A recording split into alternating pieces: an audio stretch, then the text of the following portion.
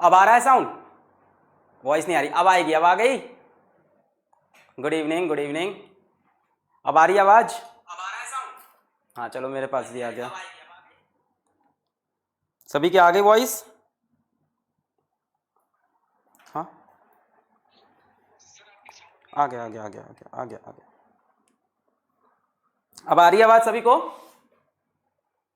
Voice नहीं आ रही, अब आ रही है? सभी लोग बताएं, क्या आपको मेरी आवाज़ सुनाई पड़ रही है? Yes sir, yes sir. कैसे हो सर? बढ़िया। नो साउंड, अब आ रहा है साउंड? यस सर आ रही है। हेलो हेलो, आ गई सर। हेलो। सो स्टार्ट किया जाए भाई इसको, आज के लेक्चर को शुरू किया जाए। सभी लोग जल्दी जल्दी जुड़ जाएं, हम लोग आज के लेक्चर को शुरू करें। How are you? I am very good. Telegram पर ग्रुप कब बनेगा? टेलीग्राम पे एक प्राइवेट ग्रुप बना हुआ है, बट वो अभी सिर्फ इसलिए है, मेरा कोई भी ऑफिशियल ग्रुप नहीं है। अगर कहीं भी तुमको कोई बोल रहा है ऑफिशियल ग्रुप है ज्वाइन कर लो, कोई ऑफिशियल ग्रुप नहीं है। टेलीग्राम पे अभी एक ग्रुप बना हुआ है, वो सिर्फ उन बच्चों के लिए है जिनकी डीपीपी और नोट्स डाउनलोड करने में प्रॉब्लम हो रहा है। देखो नीचे लाइन्स आ रही हैं, उनको पढ़ते जाना। और जो डीपीपी 06 और 07 का सोल्यूशन है वो आज देर रात हम अपलोड करने की कोशिश करेंगे, ताकि हमारी क्लास का रिदम बना रहे। क्या सभी को सब दिखाई पड़ रहा है, सब सुनाई पड़ रहा है? बहुत बढ़िया। सांप वाली कहानी आ जाएगी। आवाज़ आ रही है सर? आप कैसे हो? मैं बढ़िया। कैसे हो? बहुत बढ़िया। एक सेकंड देना मुझको, अच्छे लग रहे हो, थैंक यू।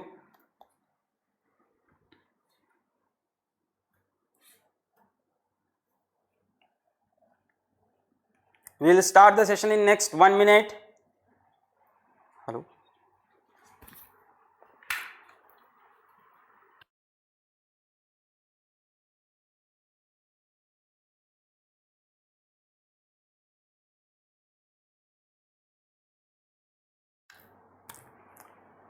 नेक्स्ट 1 मिनट में हम क्लास शुरू करेंगे।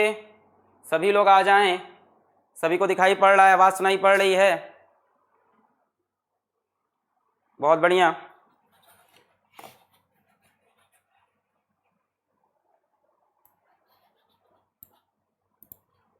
We'll start the session in next 1 minute. अगले 1 मिनट में हम सेशन शुरू करेंगे। सभी लोग पूरी एनर्जी से जुड़ जाएं। नमस्ते, I am Ayush from Meerut. अच्छा, नमस्ते आयुष भाई। लेक्चर होने जा रहा है शुरू, इस तरह की इररिलेवेंट बातें ना करें लेक्चर में। आज दिखाई पड़ रहा है, शुरू किया जाए लेक्चर आज का। Good evening, very good evening. क्या हाल चाल? बहुत बढ़िया सर, सुनाई दे रही है आपकी प्यारी आवाज़, थैंक यू। तुम्हारे भी प्यारे प्यारे मैसेजेस उसको दिखाई पड़ रहे हैं, हिमांशु सिंह। अच्छा, आज हमारी टीम लगी रहेगी और आज हम लोग उन लोग को आइडेंटिफाई कर लेंगे जो चैट में स्पैमिंग कर रहे हैं या उल्टी सीधी बातें कर रहे हैं। और मैं बता दूं कि उनका चैट नहीं बंद किया जाएगा, उन बच्चों को बाहर कर दिया जाएगा लक्ष्य बैच से कंप्लीटली विदाउट एनी रिफंड। सो अपने वर्ड्स का ध्यान रखना, हम लोग बहुत ही स्ट्रिक्ट हैं, तो इस चीज़ का ध्यान रखना कि तुम क्या बोल रहे हो, यहाँ पे बेवजह की बातें कर रहे हो, इररिलेवेंट। अगर कोई सीरियस नहीं है तो इस बैच में हमें उसकी ज़रूरत नहीं है। बैच का प्राइस पॉइंट इतना लो है कि पैसे की कोई बात नहीं है। तो अगर कोई सीरियस नहीं दिखा तो यहाँ से सीधा बाहर होगा। Thank you, it's needed, it's really needed, एकदम सही बात है। ये चैप्टर कितने दिन और, देखो ये सब इररिलेवेंट सवाल मत पूछो, क्या चैप्टर कितने दिन चलेगा, क्या कैसे चलेगा, मेरे पे ट्रस्ट करो, जैन एंड तक सिलेबस होगा कंप्लीटली। अभी शुरू के जो तुम्हारे 4-5 चैप्टर हैं वो थोड़े लेंदी हैं, तो वो थोड़े ज़्यादा टाइम चलेंगे, तो उसको थोड़ा सा भी ध्यान देना। शुरू के 3-4 चैप्टर आप यूट्यूब पे भी देखो तो ज़्यादा वीडियोज़ हैं, उसके बाद चैप्टर्स छोटे छोटे हो जाएंगे, ठीक है। नहीं, नाम वाम नहीं लिया जाएगा, कोई रेडियो चैनल नहीं है। सो हेलो बच्चों, क्या हाल चाल? बढ़िया एकदम। So I welcome all of you to the Lakshya batch for class 12th JEE mains and NEET. और अभी हम पढ़ रहे हैं इलेक्ट्रिक चार्जेस एंड फील्ड, और आज है लेक्चर नंबर 13। लेक्चर नंबर 13 में हम बढ़ने जा रहे हैं क्या चीज? Area vector and electric flux. तो पहले एरिया वेक्टर समझेंगे कि एरिया वेक्टर कैसे बना, फिर इलेक्ट्रिक फ्लक्स समझेंगे और धांसू न्यूमेरिकल इसके हिला डालेंगे। जो लोग कहते हैं यूट्यूब पे क्या डिफरेंट है, यहाँ क्या डिफरेंट है, तो आज के सवाल देखना, आज की डीपीपी देखना, तुमको मजा आ जाएगा। डीपीपी 06 और 07 का सोल्यूशन आज देर रात तक मैं अपलोड कर दूंगा। लाइव क्लास में क्वालिटी चेंज करने का ऑप्शन अभी हमारे पास नहीं है। लाइव क्लास के खत्म होने के 2 घंटे बाद आपको क्वालिटी चेंज का ऑप्शन या वीडियो को डाउनलोड करने का ऑप्शन, क्लासरूम कंटेंट के अंदर जाके वीडियो को डाउनलोड कर सकते हो, ये सब मिल जाएगा। चलो लेट्स स्टार्ट। नहीं, गॉस थ्योरम आज नहीं स्टार्ट होगा, गॉस लॉ तो इसके बाद पढ़ेंगे, अभी तो एरिया वेक्टर पढ़ाएंगे, अभी तो तुम्हें इलेक्ट्रिक फ्लक्स समझाएंगे, गॉस लॉ इसके बाद, इसीलिए तो ये लक्ष्य बैच है। चलो शुरू करते हैं। वीडियो ओपन नहीं हो रही तो तुम कहां से देख रहे हो मेरे को? क्या वीडियो ओपन नहीं हो रही है? फील तो आएगा ही। लेट अस स्टार्ट 5 मिनट हो गए ऑलरेडी हमारे। Late us start. क्या वीडियो ओपन हो रही है सभी की? मेरी ओपन हो रही है मेरे खुद के ऐप में।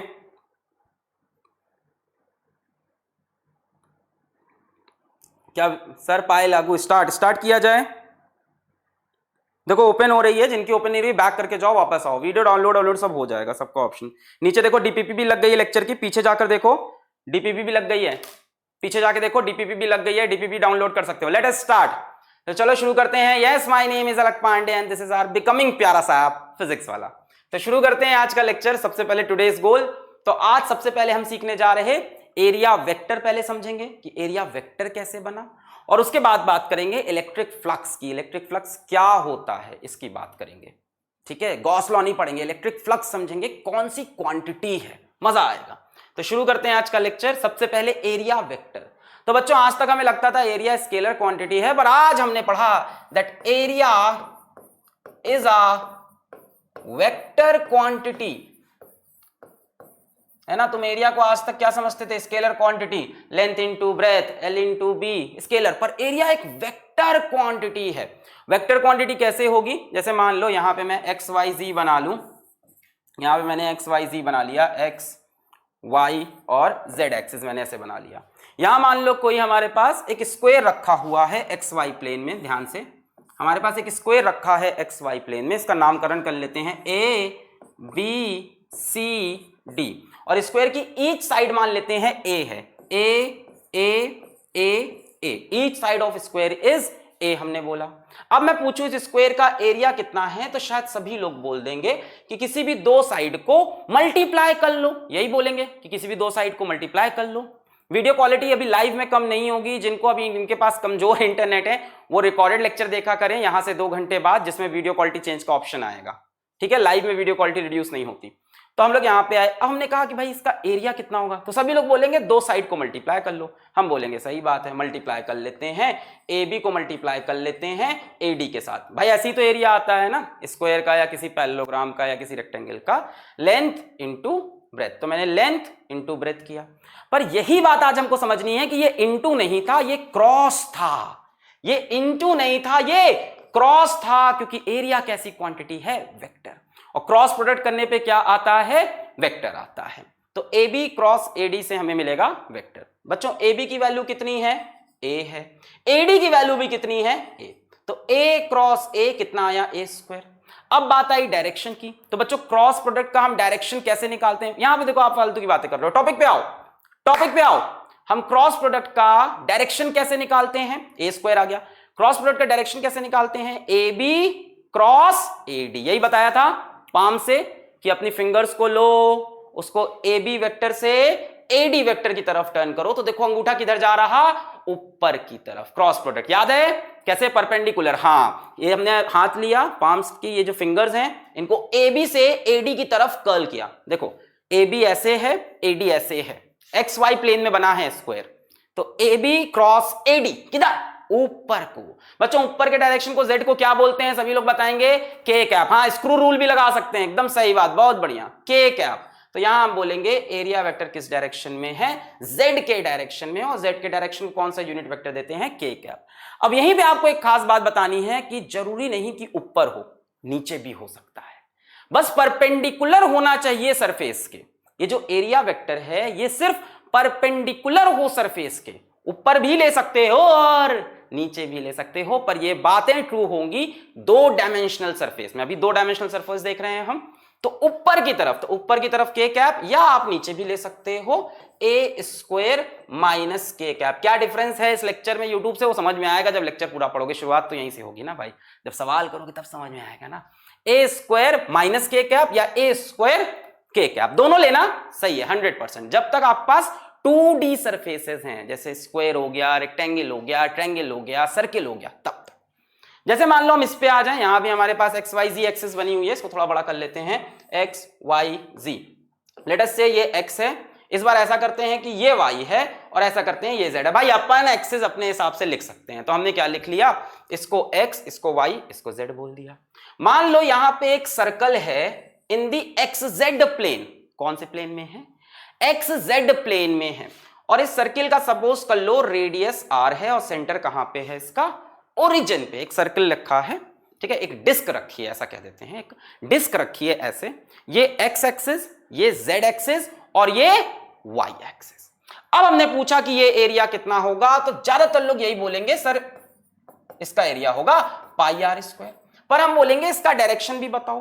तो डायरेक्शन क्या होगा बच्चों, इस सरफेस के परपेंडिकुलर, तो या तो ऊपर ले लो या तो नीचे। ये सरफेस है, इसके परपेंडिकुलर या तो ऊपर चले जाओ या तो नीचे आ जाओ, बस परपेंडिकुलर होना है।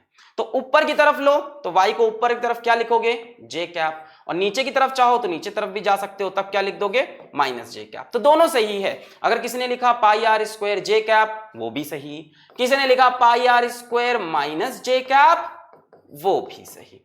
तो हमें यह समझ में आया कि एरिया एक वेक्टर क्वांटिटी है, जो वैल्यू निकालते थे वो वैसे ही निकालते हैं जैसे निकालते हैं भैया, है ना, लेंथ इनटू ब्रेथ कर दिया, यहां साइड स्क्वायर कर दिया, वहां पाई आर स्क्वायर।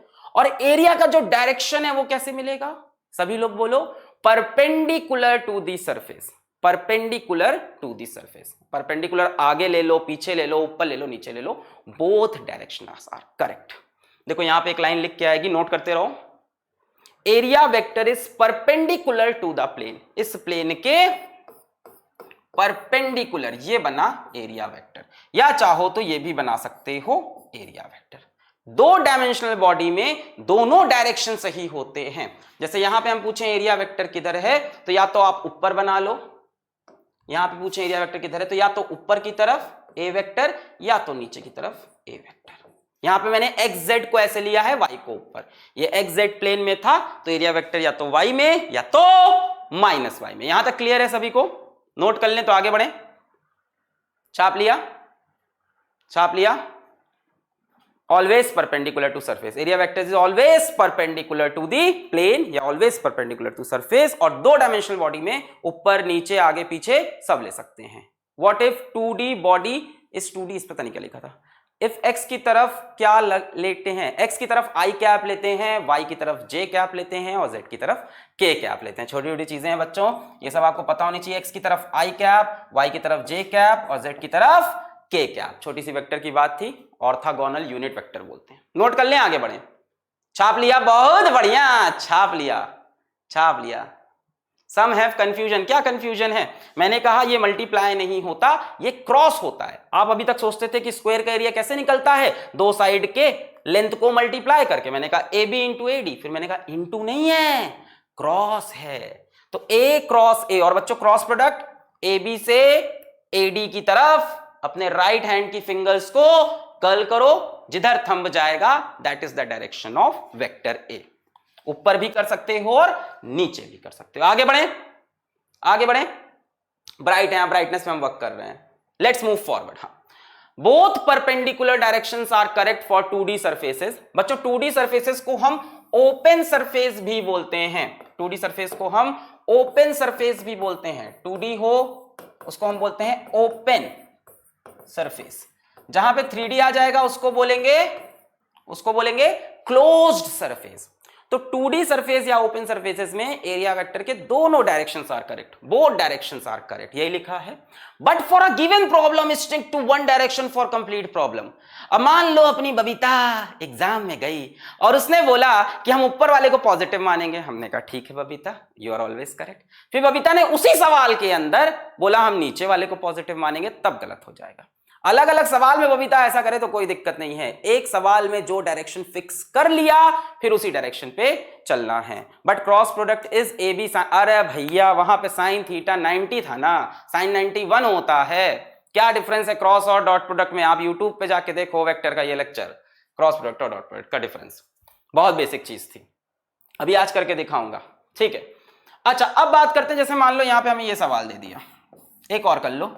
सब लोग बताओ, ये वाला सब लोग खुद से बताएंगे, एक्स वाई जेड, सभी लोग खुद से बताएंगे, सभी लोग खुद से बताएंगे, ए बी सी डी, ये एल ये बी। बताओ एरिया वेक्टर, बताओ एरिया वेक्टर की वैल्यू बताओ सभी लोग,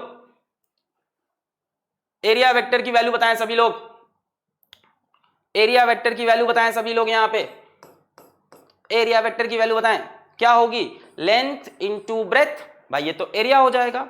और क्या करोगे, इस सरफेस के परपेंडिकुलर, तो या तो परपेंडिकुलर ऊपर या तो परपेंडिकुलर, सरफेस ऐसे रखा था तो या तो इसके ऊपर या तो इसके नीचे। बच्चों ऊपर क्या है, जेड, जेड के लिए के कैप, तो या तो लिख दो एल बी इंटू के कैप, या दूसरा क्या लिख सकते हो, नीचे का डायरेक्शन, नीचे क्या हो जाएगा बच्चों, माइनस जेड हो जाएगा, उसके लिए माइनस के कैप, तो आप लिख सकते हो minus K cap. Both are correct for 2D surfaces. Clear है सभी को, एल बी के कैप या L B minus K cap, both will be correct. एकदम सही बता रहे हैं सभी लोग। वीडियो डाउनलोड करने का ऑप्शन आ गया है अपने फिजिक्स वाला ऐप को प्ले स्टोर पे अपडेट, नीचे चीजें चल रही हैं उनको रीड करो, प्ले स्टोर पे अपडेट करो, क्लासरूम कंटेंट से वीडियो डाउनलोड कर सकते हैं। आगे बढ़े, आगे बढ़े, थोड़ा स्लो पढ़ाओ। अच्छा स्लो ही तो पढ़ा रहा हूं एकदम बहुत तेज हो रहा है क्या। एल बी के कैप या एल बी, सर जे कैप नहीं कर सकते, कैसे कर सकते हो भाई, ये जेड एक्सिस है, जेड एक्सिस में के कैप होता है, एक्स एक्सिस में आई कैप होता है, वाई एक्सिस में जे कैप होता है। अब बताओ इसका डायरेक्शन किधर जा रहा है, बताओ, बोलो इसका डायरेक्शन किधर जा रहा है, इसका डायरेक्शन किधर जा रहा है, ऊपर को जा रहा है। ऊपर क्या है, के कैप, या नीचे माइनस के कैप, सरफेस के परपेंडिकुलर। सही है, बढ़िया। चलें आगे बढ़ें, छाप लें, छाप लिया, छाप लिया, चलो आगे बढ़ते हैं, लेट्स मूव फॉरवर्ड। ओके, अब आया भैया ये किताबों में बना होता है एरिया वेक्टर, इस तरह से किताबों में वो बोलता है कि यहां पे ये एरिया है और ऐसे बना देता है। अच्छा किताबों में डीएस वेक्टर, बच्चों ये डीएस क्या है, ये एरिया वेक्टर है, ठीक है, छोटा सा एरिया वेक्टर।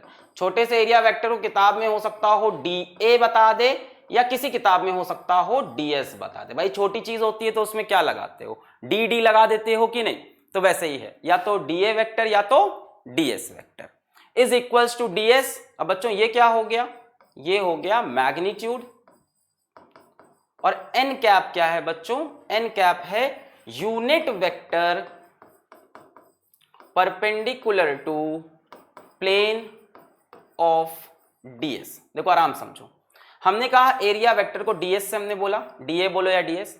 बच्चों वेक्टर में दो चीजें होती हैं, एक होता है मैग्नीट्यूड, एक होता है डायरेक्शन। तो मैग्नीट्यूड हो गया डीएस और एन कैप हो गया डायरेक्शन। डीएस क्या है इसका, मैग्नीट्यूड ऑफ एरिया,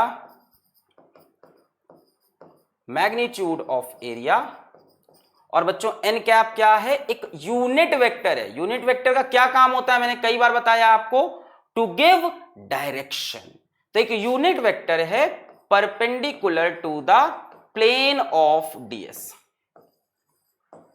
अब इसी को कोई डीएस वेक्टर करके लिखे, या हो सकता है इसी को कोई डीए वेक्टर करके लिखे। D A vector is equals to D A into N cap. D A क्या है, छोटा सा एरिया, डीएस क्या है, छोटा सा एरिया।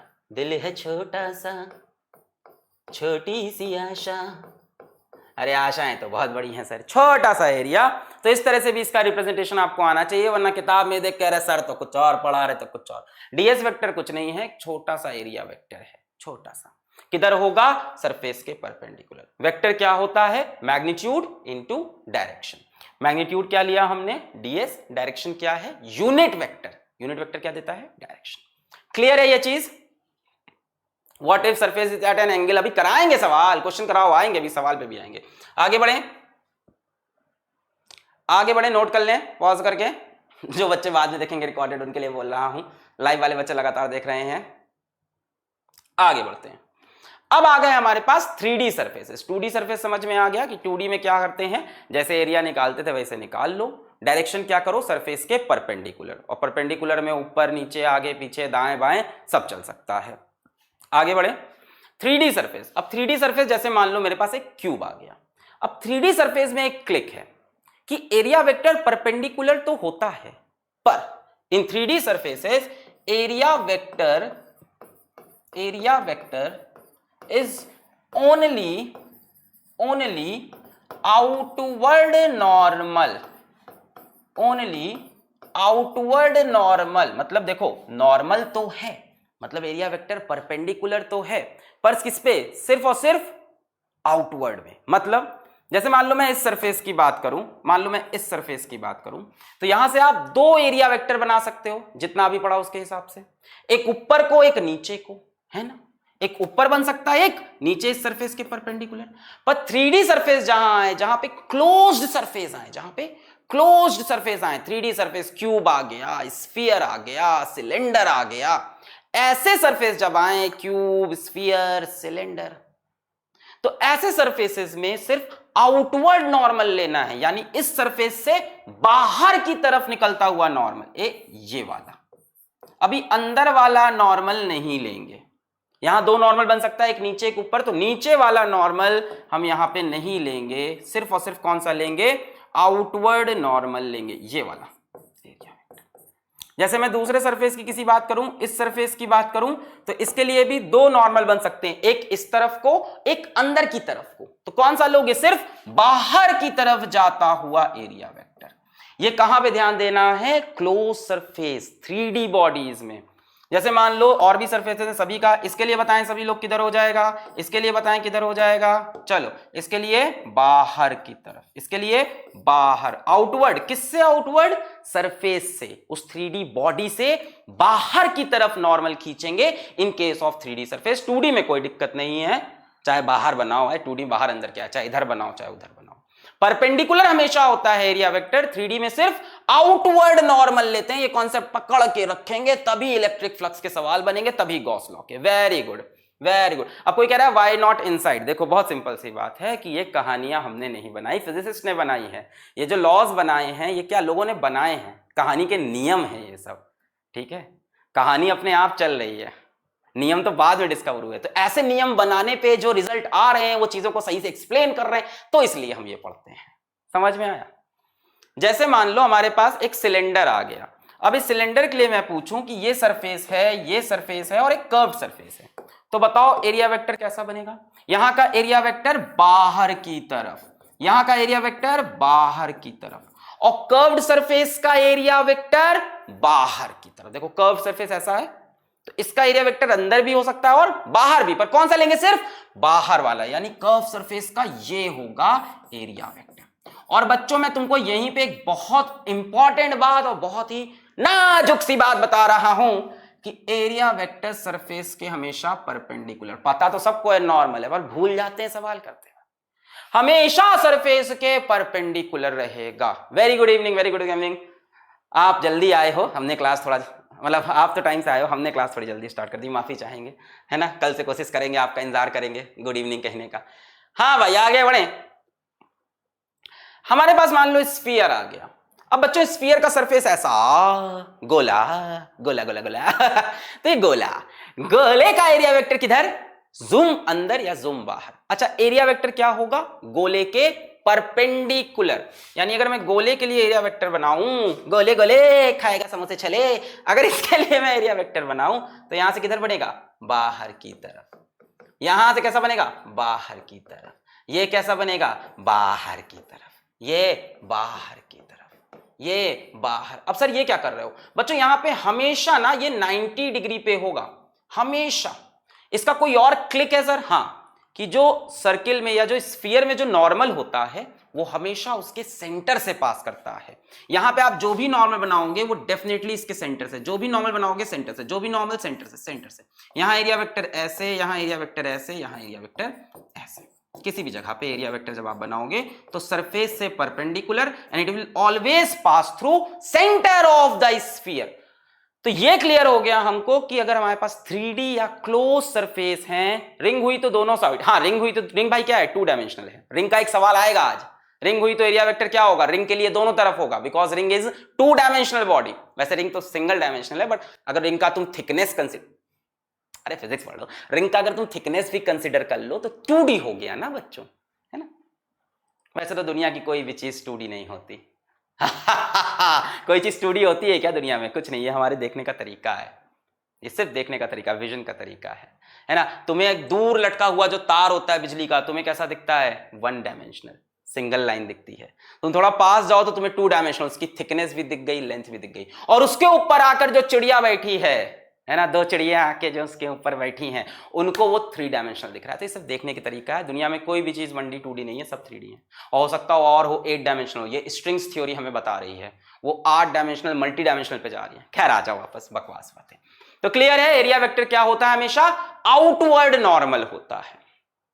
आगे बढ़े, इलेक्ट्रिक फ्लक्स, तो अभी एरिया वेक्टर क्लियर है। What is area vector, area ले लो, हाँ रिंग 3D, बात तो सही, हर चीज 3D बोलते रहा हूं मैं। हाँ, so what is area vector, एक तो एरिया का जो फॉर्मूला है वो यूज करो, और बाकी क्या, परपेंडिकुलर टू सरफेस। 2 डायमेंशनल है तो ऊपर नीचे आगे पीछे सब चलेगा, बस परपेंडिकुलर हो सरफेस के, और 3 डायमेंशनल में सिर्फ आउटवर्ड नॉर्मल। इसका एप्लीकेशन है इलेक्ट्रिक फ्लक्स निकालने में, गॉस लॉ समझने में। आगे बढ़ते हैं, इलेक्ट्रिक फ्लक्स, एक नई चीज आई है, फिलक्स, फील आ गया सर, फिलक्स। इलेक्ट्रिक फ्लक्स क्या होता है, देखो इलेक्ट्रिक फ्लक्स अगर मैं तुम्हें बताऊं तो सीधे शब्दों में बताऊंगा, phi is equals to E vector dot A vector. लो भाई, कौन पूछ रहा था एप्लीकेशन, ये रहा एप्लीकेशन एरिया वेक्टर का। इलेक्ट्रिक फ्लक्स एक फिजिकल क्वांटिटी है, फिजिक्स में बनाई है, जिसका फॉर्मूला है E vector dot A vector. बहुत कमाल की क्वांटिटी है, पर यह है क्या E vector dot A vector, कुछ फील तो हो इसका। बच्चों, इलेक्ट्रिक फ्लक्स होता है number of electric field lines passing perpendicular through an area. Number of electric field lines passing perpendicular through an area. जैसे मान लो मैं यहां पे एक बड़ा सा सर्कल बना लूं, बड़ा सा डिस्क बना लूं, इमेजिन हो रहा है सबको, बड़ी सी डिस्क, हाँ क्या क्या तो इमेजिन करते हो, ये तो करे तो यहां पे एक बड़ी सी डिस्क है, और मान लो उस तरफ से ढेर सारी इलेक्ट्रिक फील्ड लाइंस चलते हुए आ रही हैं, ढेर सारी। अब जितनी इलेक्ट्रिक फील्ड लाइंस इस डिस्क के परपेंडिकुलर निकल जाएं, इस डिस्क के परपेंडिकुलर, उसी को हम बोलेंगे इलेक्ट्रिक फ्लक्स। अगर मान लो 4 इलेक्ट्रिक फील्ड लाइन परपेंडिकुलर निकली तो हम बोलेंगे इलेक्ट्रिक फ्लक्स की वैल्यू 4, 5 निकली तो हम बोलेंगे 5। कुछ फील हुआ? What is electric flux, is nothing but the number of electric field lines passing perpendicular through an area. Clear है? क्या वॉल्यूम भी वेक्टर क्वांटिटी है? यस, वॉल्यूम भी वेक्टर क्वांटिटी है। ई वेक्टर डॉट, ये सब आप मैथ्स में पढ़ोगे आगे, जब आप, अगर आप आगे पढ़ोगे अगर ये सब सिचुएशन सही हुई, अगर आप आगे पढ़े तो पढ़ोगे। ई वेक्टर हमारे, हम नहीं पढ़ाएंगे आगे। ई वेक्टर डॉट ए वेक्टर, इसका क्या है, फार्मूला है, ठीक है, ये इसका फार्मूला है फ्लक्स का। पर अपन को फार्मूले पे नहीं जाना, अपने को कॉन्सेप्ट समझना है। बच्चों एक बात बताओ, क्या इलेक्ट्रिक फील्ड एक प्रकार की इलेक्ट्रिकल एनर्जी है? क्या फील्ड में कोई चीज अगर हम रख दें, इलेक्ट्रिक फील्ड में मान लो एक छोटा सा प्लस क्यू रख दें, तो वो चलने लगेगा? मतलब फील्ड उसे किसी प्रकार की क्या दे रही है, एनर्जी दे रही है। यानी कहीं ना कहीं इलेक्ट्रिक फील्ड एक प्रकार की एनर्जी, एक तरह की एनर्जी हम समझ सकते हैं। तो अगर हम ये बता रहे जो डेफिनेशन, उसके हिसाब से चलें, तो क्या हम ये भी बोल सकते हैं कि electric flux is the amount of energy passing through an area? बोल सकते हैं।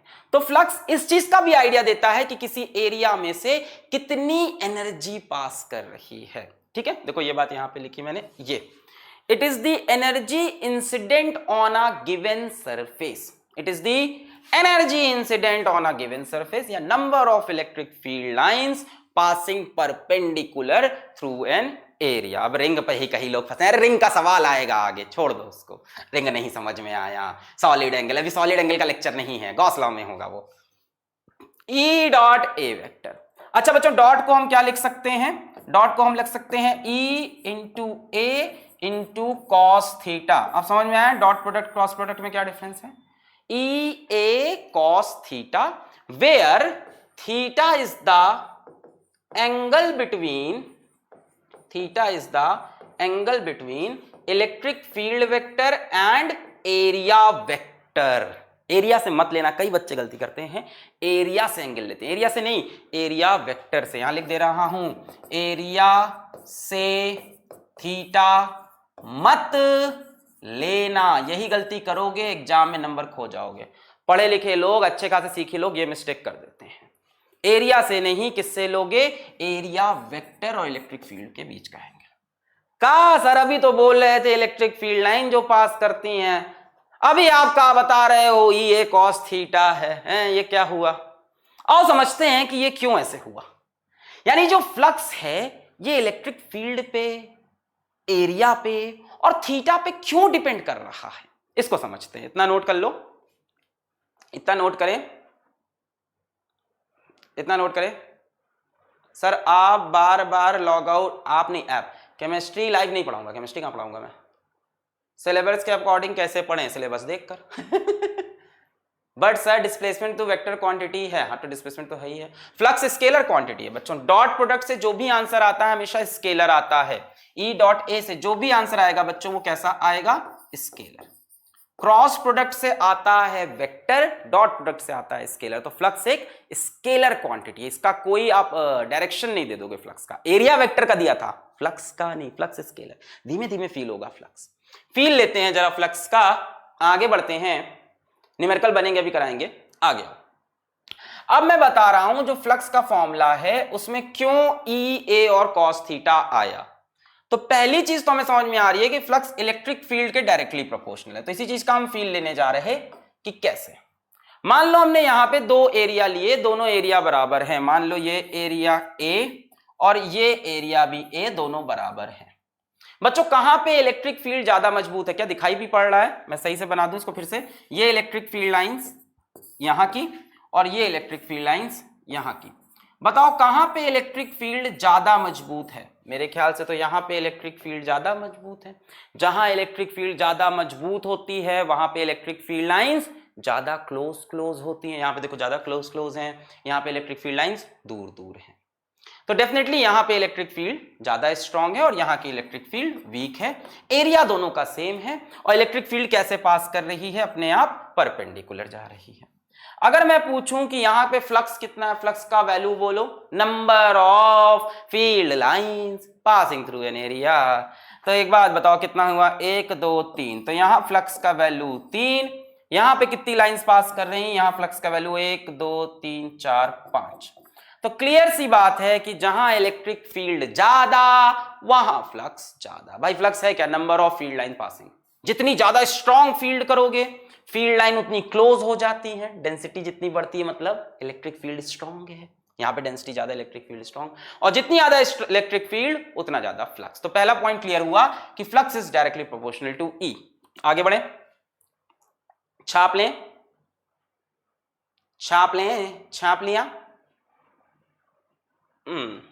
एनर्जी का प्लीज रिपीट। मैं ये कह रहा हूं कि इलेक्ट्रिक फील्ड जैसे पास कर रही है, मान लो उस इलेक्ट्रिक फील्ड में मैं कोई छोटा सा प्लस क्यू चार्ज रख दूं तो बच्चों वो मूव करने लगेगा। कोई चीज मूव कर रही है यानी वर्क हो रहा है, यानी इलेक्ट्रिक फील्ड अपने साथ कुछ एनर्जी लेके आया था। तो आप ऐसे भी बोल सकते हो कि किसी सरफेस से कितनी एनर्जी पास कर रही है, दैट इज फ्लक्स। आगे बढ़ते हैं, फ्लक्स और भी होते हैं, वेलोसिटी फ्लक्स, सब वेक्टर का फ्लक्स बन सकता है, किसी भी वेक्टर का आप फ्लक्स बना सकते हो अपने सिलेबस में से इलेक्ट्रिक फील्ड।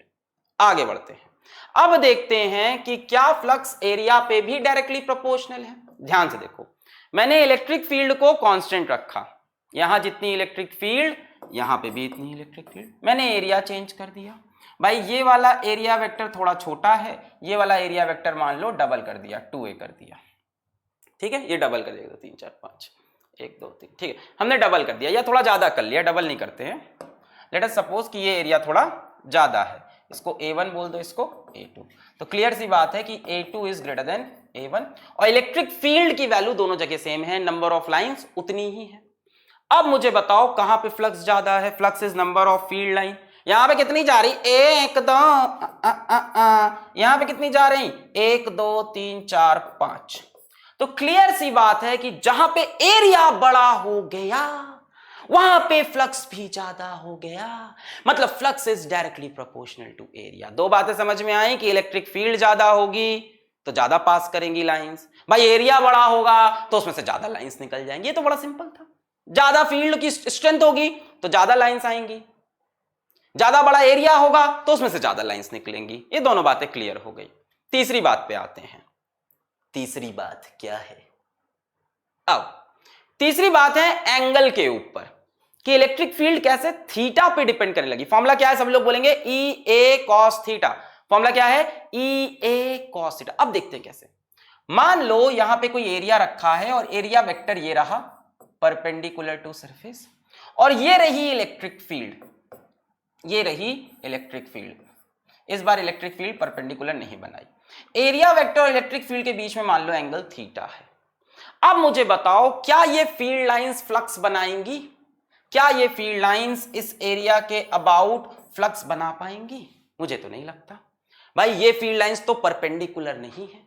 इलेक्ट्रिक फ्लक्स का जो फॉर्मूला है वो क्या है, number of electric field lines passing normally, मतलब परपेंडिकुलर टू एरिया, लिखा है ना।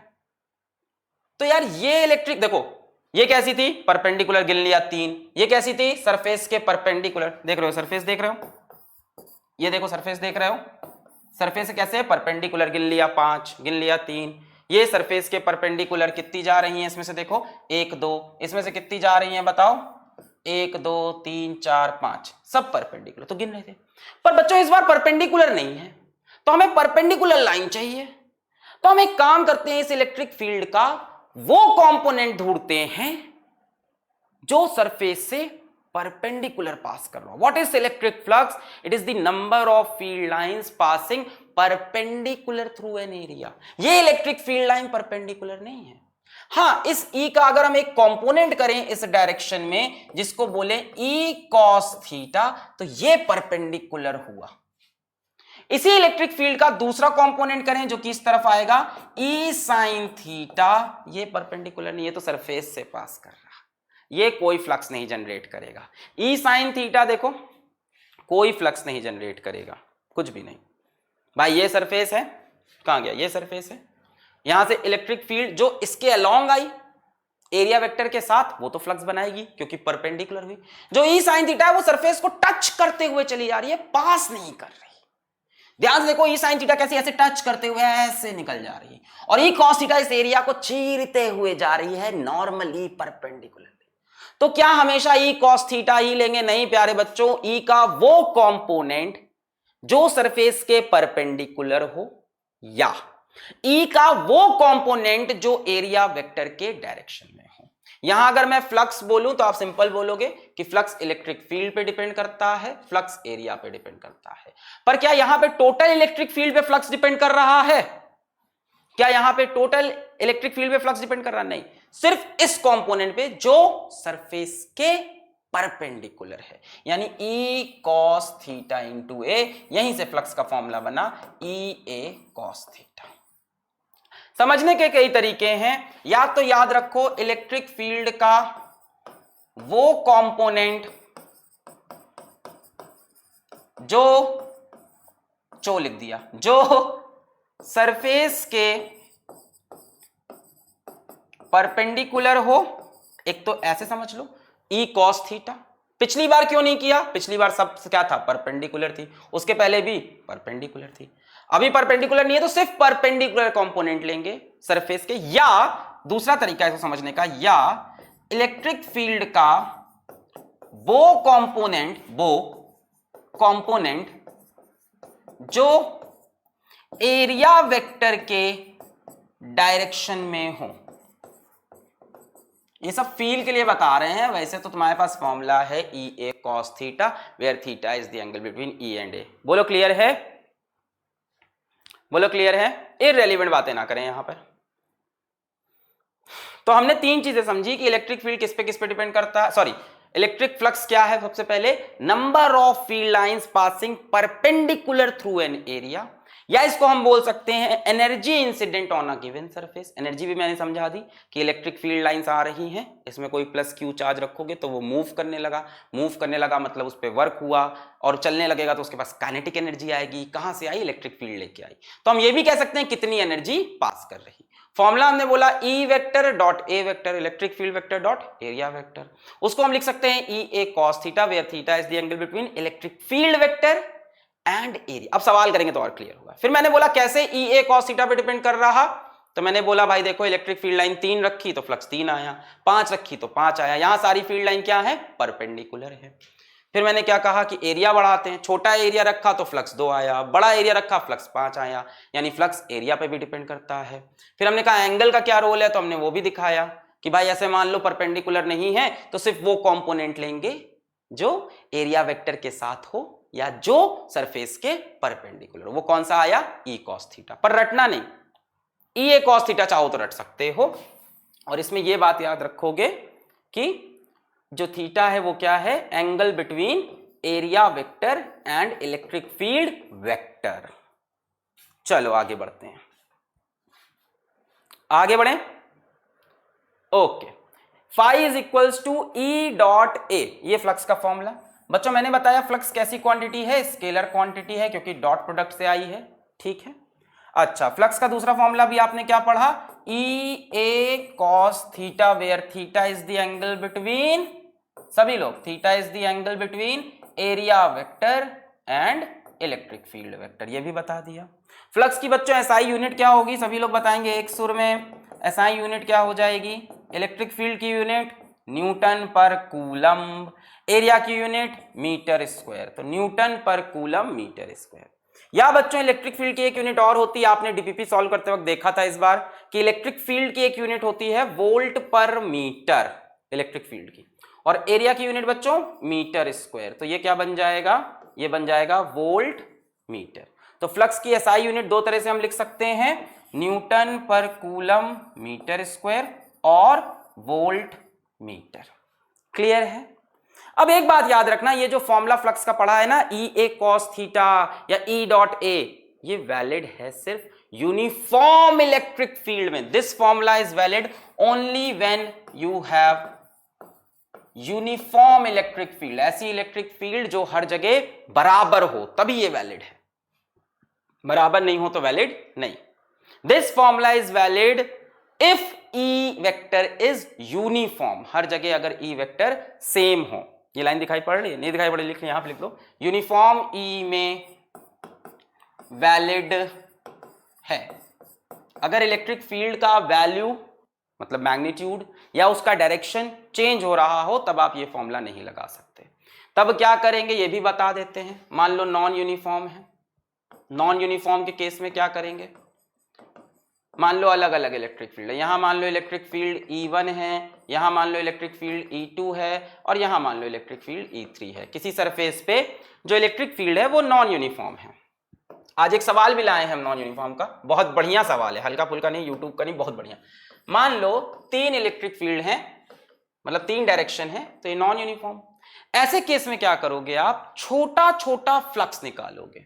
हमने एक काम किया, यहां पे छोटा सा एरिया वेक्टर लिया, सपोज कर लो DA, छोटा सा, और यहां छोटा सा फ्लक्स निकाल लिया D∅3, क्या हो जाएगा, E3 vector dot DA vector.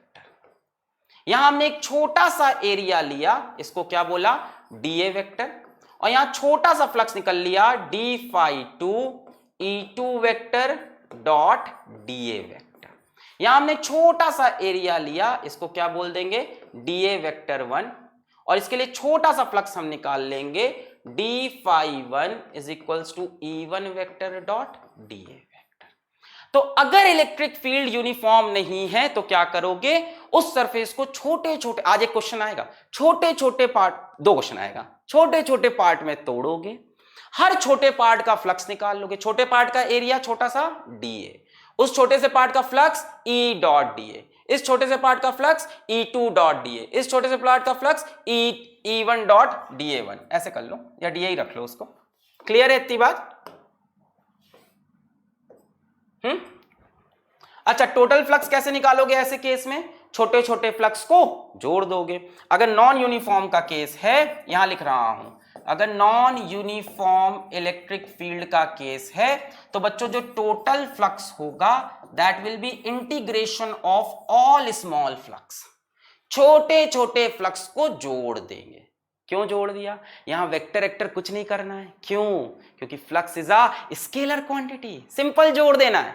तो हम इसको बोलेंगे integration of E dot DA vector.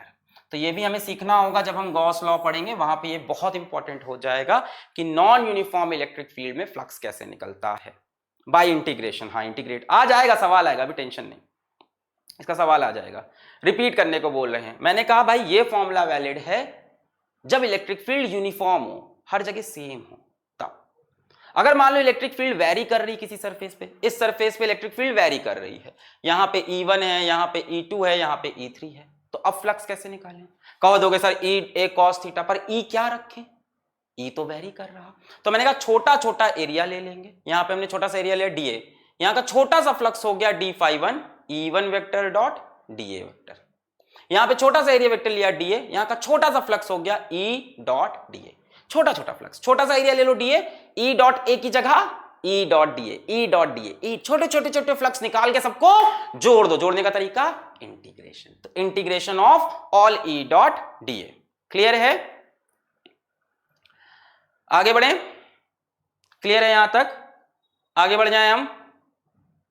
Unit clear है, स्केलर क्वांटिटी है, और छोटे जब हमारे पास नॉन यूनिफॉर्म हो तब क्या करेंगे, छोटे छोटे फ्लक्स निकालेंगे। यहां पे हमने डीए वेक्टर ले लिया, फिर इसके लिए ई dot D A, E dot D A, E dot DA सबको जोड़ दिया। आगे बढ़ते हैं। हाँ चलो, एक सवाल आ गया। मान लो ये जो एरिया है ये ए है, इलेक्ट्रिक फील्ड ई है, यहां पे भी इलेक्ट्रिक फील्ड ई है, और इस स्क्वायर का, ये रेक्टेंगल का एरिया ए है। Find the flux in both case, find the flux in both case, find the flux in both case. Theta बार बार लेने का जरूरत नहीं पड़ेगा, सवाल में ही समझ में आएगा कि थीटा कैसे लेना है वहां पे। Find the flux in both case, find the flux in both case. बताओ यहां का फ्लक्स और वहां का फ्लक्स बताओ। अब इलेक्ट्रिक फील्ड लाइन नहीं गिनना है, ई ए के टर्म्स में बताओ। बच्चों यहां पे एरिया वेक्टर ऐसे हो गया, इलेक्ट्रिक फील्ड देखो, एरिया वेक्टर ऐसे क्यों लिया, परपेंडिकुलर टू सरफेस होता है एरिया वेक्टर, 2 डायमेंशनल बॉडी है, इधर भी ले सकते थे इधर भी। अब बोलो ई ए कॉस थीटा। अब इलेक्ट्रिक फील्ड और एरिया वेक्टर के बीच में एंगल क्या है, इलेक्ट्रिक फील्ड भी ऐसे, एरिया वेक्टर भी ऐसे, एंगल कितना हुआ 0 डिग्री। यहां पे थीटा कितना है 0। इलेक्ट्रिक फील्ड वेक्टर भी ऐसे, एरिया वेक्टर भी ऐसे। कई लोग कह रहे हैं 180 ले सकते हैं, बिल्कुल हो सकता हो। किसी ने कहा हो एरिया वेक्टर को पीछे लेंगे, कोई दिक्कत नहीं है। cos 0 की वैल्यू 1, cos 180 की वैल्यू -1। भाई फ्लक्स तो अपना स्केलर क्वांटिटी है, वैल्यू बतानी है। तो ई ए cos 0 हो गया 1, ई ए, ये आ गया हमारा फ्लक्स। मैक्सिमम फ्लक्स ऐसे ही निकल सकता है। मैक्सिमम फ्लक्स तभी होगा जब इलेक्ट्रिक फील्ड एरिया के परपेंडिकुलर हो। अब यहां पे आओ, यहां पे फ्लक्स कितना होगा बच्चों, एरिया वेक्टर कैसे बनेगा इसका, सरफेस से बाहर की तरफ, इस सरफेस से ऐसे बाहर किधर होगा, तुम्हारी तरफ आता हुआ, परपेंडिकुलर टू सरफेस। ये सरफेस है, इलेक्ट्रिक फील्ड लाइन ऐसे है, इलेक्ट्रिक फील्ड लाइन ऐसे है, इलेक्ट्रिक फील्ड लाइन ऐसे है, और एरिया वेक्टर इसके परपेंडिकुलर बाहर की तरफ या परपेंडिकुलर अंदर की तरफ, दोनों हो सकता है। अगर बाहर की तरफ ले लें तो ये एरिया वेक्टर, ये इलेक्ट्रिक फील्ड, एंगल कितना हो गया इनके बीच में 90 डिग्री हो गया। तो यहां पे ए थीटा की वैल्यू कितनी हो गई 90 डिग्री। देखो एरिया वेक्टर ऐसे बनेगा बाहर की तरफ, एंगल कितना हो गया 90। अब यहां पे फ्लक्स कितना हो जाएगा ई ए cos 90 0, यहां पे फ्लक्स 0। इस बात को फील भी कर सकते हो। यहां पे ध्यान से देखो, electric field is not passing through the area, it is passing on the area.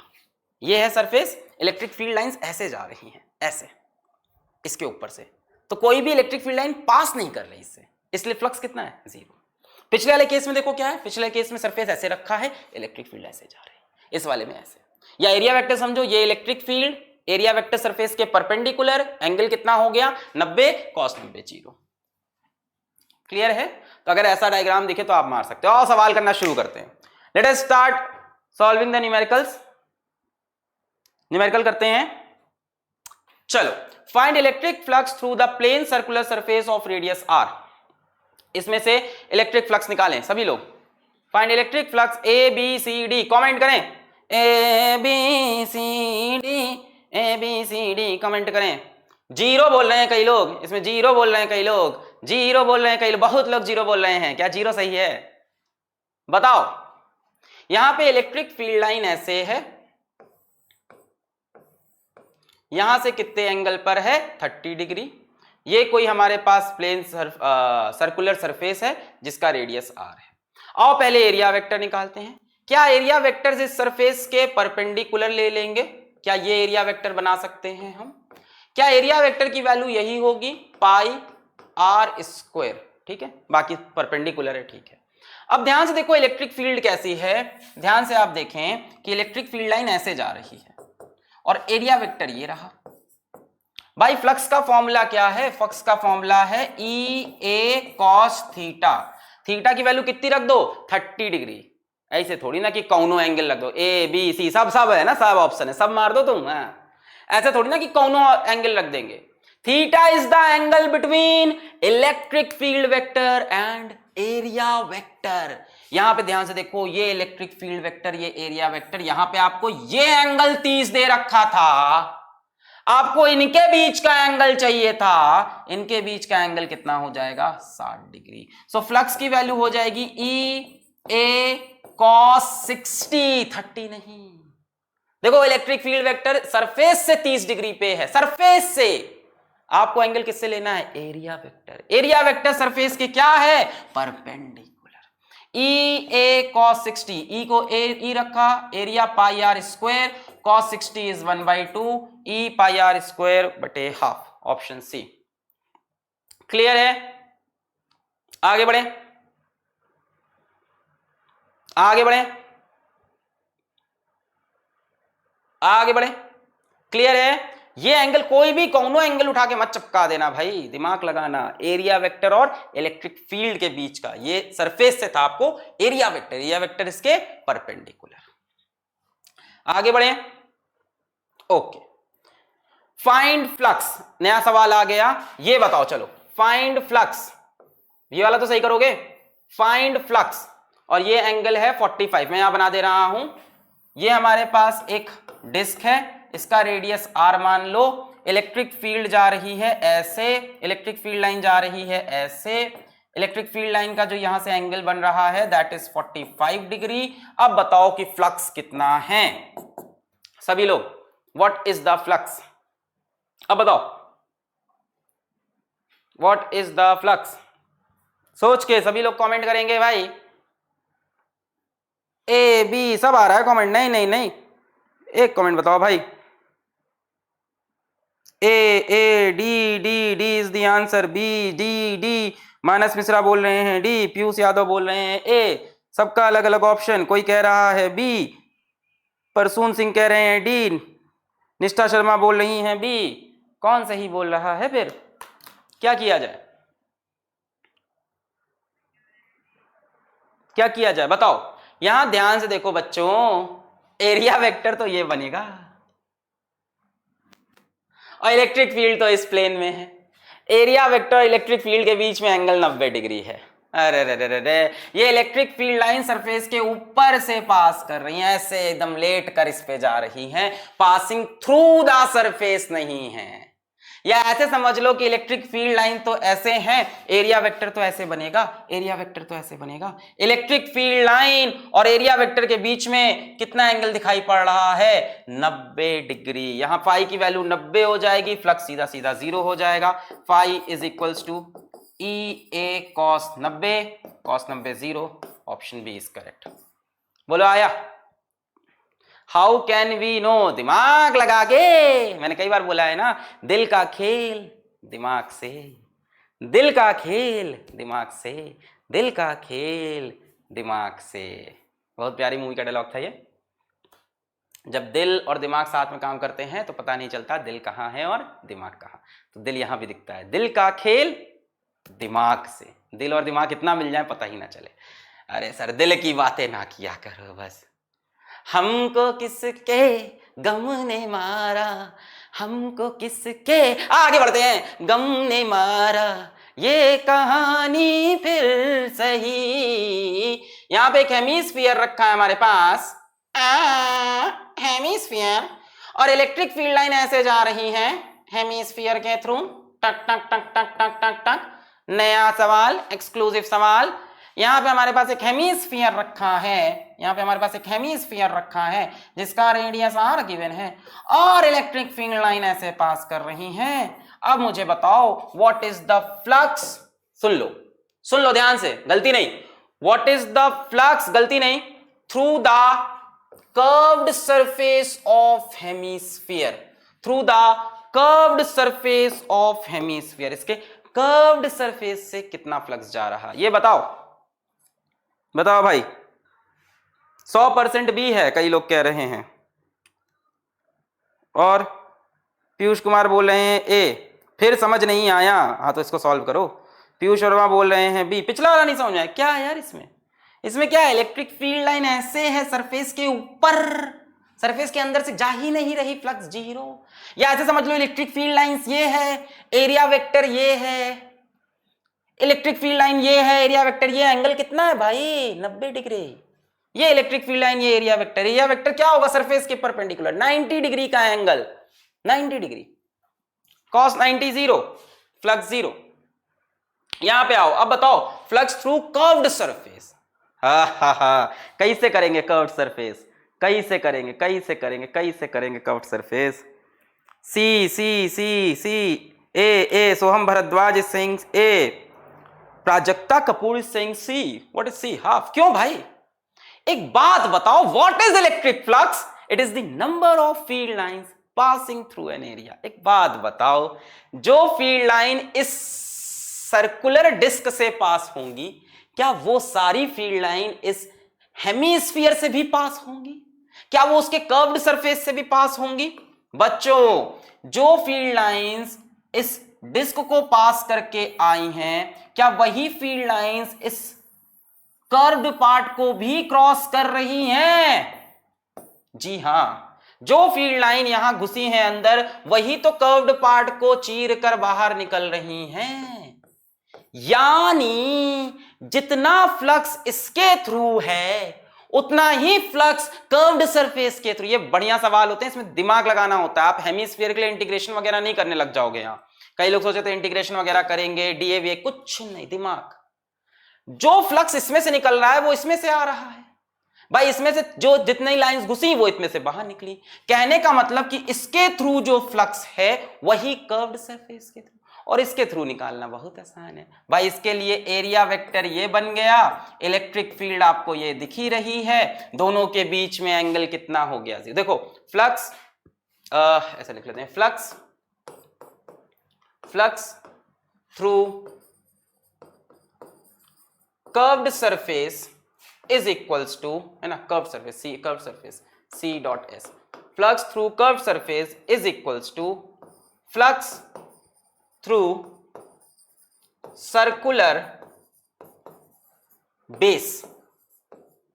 इसमें से जो फ्लक्स जाएगा वो इसमें से निकलेगा। अब इसमें से फ्लक्स निकालना बहुत आसान है, फ्लक्स थ्रू सर्कुलर बेस। भाई इलेक्ट्रिक फील्ड ऐसे, एरिया वेक्टर ऐसे, एंगल कितना हो गया बीच में 0 degree. Electric field area vector E A cos 0, area vector ये कितना हो जाएगा पाई आर स्क्वायर, तो E पाई आर स्क्वायर और cos 0 is 1, so E into pi are square is the correct answer, option B. बोलो आया, बोलो आया, बी। अब सब लोग बता रहे हैं बी। हाँ, अब मजा आया। ऐसा सवाल तुमको डीपीपी में भी मिलेगा, एक कोन के लिए मिलेगा, एक सिलेंडर के लिए मिलेगा। तो उसमें दिमाग लगाना कि कर्व सरफेस का फ्लक्स कैलकुलेट करना थोड़ा टफ होता है। तो उसका अगर हम देख लें शेडो कहां पड़ रहा है, इसका पूरा शेडो यहां पड़ रहा है। जो फील्ड लाइन जिसमें से निकली वही कर्व सरफेस से बाहर गई, तो यार फ्लक्स होता क्या, नंबर ऑफ फील्ड लाइन, तो यहां वाली जोड़कर आंसर में चिपका दो, काम बन गया। जुम्बा रे जुम्बा, शॉर्टकट मिला रे। आजा भाई अगले सवाल में मुंह पे देके मार देना जो पूछे कि क्या एक्स्ट्रा पढ़ाया। आजा भाई आगे, छाप लिया है। कहा छापोगे, फ्लक्स थ्रू कर्व है, फ्लक्स थ्रू ये, इसका फ्लक्स ना निकाल पा रहे तो क्या कर रहे हो, इसका फ्लक्स भी नहीं निकल रहा तो क्या कर सकते हो फिर।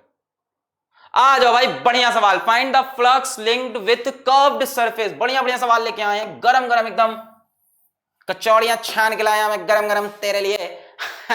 अब बताओ what is the flux through curve surface. Electric field ऐसे है परपेंडिकुलर, इलेक्ट्रिक फील्ड ऐसे है, at every place electric field is perpendicular to the curve surface, at every place electric field is perpendicular to the curve surface. What is the flux, what is the flux 180 degree, हाँ ले सकते हो, 180 degree minus में आएगा, cos 180 is -1। वहां पे देखो option ही नहीं था ऐसा नेगेटिव वाला, कोई वो कभी देगा भी नहीं ऐसा ऑप्शन माइनस प्लस, क्योंकि तुम्हें पता है क्या कि डायरेक्शन हर बच्चा अपने हिसाब से लेगा। बबीता हो सकता हो सुबह सुबह चाय पी के गई हो, वो इस तरफ पॉजिटिव ले, या हो सकता हो बबीता सुबह सुबह दूध पी के गई हो तो वो इस तरफ ले। तो एग्जामिनर को भी ये बात पता है कि बबीता के मूड पर डिपेंड कर रहा है प्लस माइनस। भाई इधर ले लेती तो 180 डिग्री हो जाता, इलेक्ट्रिक फील्ड इधर, एरिया इधर, -1 में आता ऑप्शन, इधर ली तो 0, तो वो माइनस प्लस पे कंफ्यूज नहीं करेगा। आ जाओ, अब इसका निकालो, फिगर बनाओ। मतलब एक चूर इज्जत नहीं दी इस बच्चे ने। फिगर बनाओ सर, फिगर बना दीजिए, नहीं फिगर बनाओ, अपन पैसा दिया है इधर, इधर अपन तमीज से बात करने नहीं आया है, फिगर बना बना। तो इलेक्ट्रिक फील्ड ये रही। हाँ ठीक है, मैं ऐसे ही बोल रहा हूँ, तुम लोग मेरे प्यारे प्यारे बच्चे हो। बाकी जो बातें वो तो वीडियो खत्म होने के बाद मैं मन में बोलूंगा। तो इलेक्ट्रिक फील्ड या तो ऐसे है, हर जगह परपेंडिकुलर, और इसका रेडियस आर दे रखा है।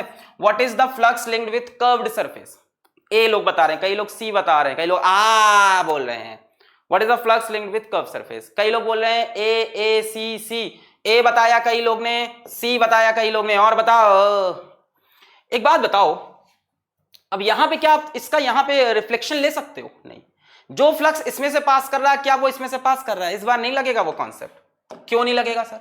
अरे मेरे भाई ध्यान से देखो, ये इलेक्ट्रिक फील्ड लाइंस तो ऐसे चिपक के जा रही है इससे, यहां से ये इलेक्ट्रिक फील्ड लाइन ऐसे, ये ऐसे, एंगल भी अलग है। अब नहीं कह सकते कि इसमें से जो फील्ड लाइन गई वो इसमें, फिर ये कहां से आई? ये कहां से आई रे भाई? ये तो इसमें से निकली ही नहीं। अब आप ये कॉन्सेप्ट नहीं लगा सकते कि फ्लक्स थ्रू क्या चीज, curved surface is equals to flux through circular base. हर सवाल में एक ही चीज थोड़ी ना करनी है भैया, ये नहीं लगेगा इस बार, गलत। इसमें से जो इलेक्ट्रिक फील्ड जा रही है वो ऐसे जाती, ये तो ऐसे भी जा रही है, ऐसे भी जा रही है, इसमें से थोड़ी ना आई है। अब दिमाग लगाएंगे थोड़ा सा, मैं आपको एक चीज सिखाई थी, थोड़ी इंटीग्रेशन नहीं करना, बस दिमाग। ये वेरिएबल इलेक्ट्रिक फील्ड है कि कांस्टेंट है? कई लोग बोल रहे हैं कांस्टेंट। बच्चों ये वेरिएबल है, ये नॉन यूनिफॉर्म है, क्योंकि इस इलेक्ट्रिक फील्ड ने अपने डायरेक्शन बदल रखे हैं। ऐसा क्या? हाँ, इस इलेक्ट्रिक फील्ड ने अपना डायरेक्शन चेंज कर रखा है, कहीं ऊपर है, कहीं साइड है, कहीं यहां है। This is non uniform electric field. तो अब हम क्या करेंगे? नॉन यूनिफॉर्म का केस क्या था? यहां पे एक छोटा सा डीए वेक्टर खोद लो। डीए वेक्टर कैसा होगा? Perpendicular to surface. Electric field भी क्या है? परपेंडिकुलर है। यानी आप यहां पे एक छोटा, डरने लगे, yes I got it, variable है, समझ में आया, डायरेक्शन चेंज कर रही है। तो यहां पे एक छोटा सा आप एरिया वेक्टर बना लो। आई रे रे रे, एक किया मैंने, कोई बात नहीं, कोई बात नहीं, चिक चिक चिक चिक चिक चिक चिक चिक चिक। हाँ, मैंने कहा यहां पे आप एक छोटा सा एरिया वेक्टर बना लो। बना लिया सर। एरिया वेक्टर किधर होगा? परपेंडिकुलर, बाहर की तरफ, हमने ले लिया डीए। अब बताओ एरिया वेक्टर इलेक्ट्रिक फील्ड में एंगल कितना है? 0। तो यहां पे थीटा की वैल्यू, तेज पढ़ा रहे हैं क्या, 0 डिग्री। अब यहां के लिए छोटा सा फ्लक्स डी फाई कितना होगा? Vector E dot D A. Non uniform field है इसलिए सब करना पड़ रहा है, ज्यादा इंटीग्रेशन नहीं करना पड़ेगा, बस बता रहा हूं तरीका। यानी E into D A into cos 0, angle तो 0 डिग्री है, कॉस 0 इज 1, तो ई डी ए। इसी तरह से अगर मैं यहां पे एक डीए वेक्टर बना लूं ऐसे, सरफेस के परपेंडिकुलर, और यहां पे भी एंगल कितना है? 0, यानी यहां का भी मैं फ्लक्स निकालूं तो ई डी ए कॉस 0। मैं यहां पे बना लूं तो ये बनेगा डीए वेक्टर, ये इलेक्ट्रिक फील्ड, एंगल कितना है? 0। यानी पूरे सरफेस पे हर जगह थीटा क्या आ रहा है? 0 आ रहा है हर जगह। तो डी फाई सबका सेम होगा, अलग भी नहीं हो रहा है, अलग भी नहीं हो रहा है। यहां भी D phi E D A, यहां भी D phi E D A cos 0, है ना। यहां बनाओ तुम एरिया वेक्टर, ये बना डीए वेक्टर, ये इलेक्ट्रिक फील्ड, एंगल कितना? 0। तो यानी आपको नेट फ्लक्स निकालना है तो कुछ नहीं, integration of D phi, integration of E D A cos 0। क्या मैं कॉस 0 लिख सकता हूं? यहां लिख सकते हैं, क्योंकि हर जगह कॉस 0 है। नहीं लिख सकते अगर यहां पे अलग अलग एंगल होते। ये सवाल आसान था, इसमें हर जगह एंगल सेम था, हर बार ई डी ए के बीच में एंगल 0 0 0 0 0। तो इंटीग्रेट करते वक्त मैं ई डी ए कॉस 0 लिख सकता हूं, वरना कॉस थीटा लिखता हूं, थीटा वेरिएबल होता। हाँ, कॉस 0 1 हो गया, इंटीग्रेशन ऑफ ई डी ए। अब लगाएंगे अपन दिमाग। क्या दिमाग? भाई इलेक्ट्रिक फील्ड की वैल्यू तो कांस्टेंट है, यहां भी ई, यहां भी ई, यहां भी ई, यहां भी। तो यहां से हम क्या इलेक्ट्रिक फील्ड की वैल्यू को तो बाहर निकाल सकते हैं, इंटीग्रेशन ऑफ डी ए। अब दिमाग लगाया, पहले मैंने कहा हर जगह cos 0 cos 0 cos 0, कुछ भी कर लो ए ही होगा सर, आप कुछ भी कर लो ए ही होगा। चल मैं तेरे को बोलता हूं आयुष कुमार, ए नहीं होगा, आजा भाई, ए नहीं होगा, कुछ भी कर लो। इसने बोल दिया कुछ भी, क्या मैं सवाल पलट दूंगा? वैसे बिना पलटे भी ए नहीं है। हाँ, तो ई बाहर ले लिया, इंटीग्रेशन ऑफ डी ए, भटका दिया आयुष कुमार ने, आयुष कुमार। हाँ, क्या बता रहा था? D phi integration E D A cos 0 cos 0 cos 0 E D A, cos 0 1 हो गया, इलेक्ट्रिक फील्ड को बाहर ले लिया क्योंकि वैल्यू हर जगह सेम है। अब डी ए का integration, D A D A D A D ए, ये सारे डी ए जब तुम जोड़ोगे, और ये ऐसे है, देखा होगा ना, ये वहां रखा होता है, जो लोग रोटी वोटी बनाते हैं इसके ऊपर, उल्टे तवे के ऊपर बहुत बढ़िया बड़ी सी रोटी बनती है, हाय हाय।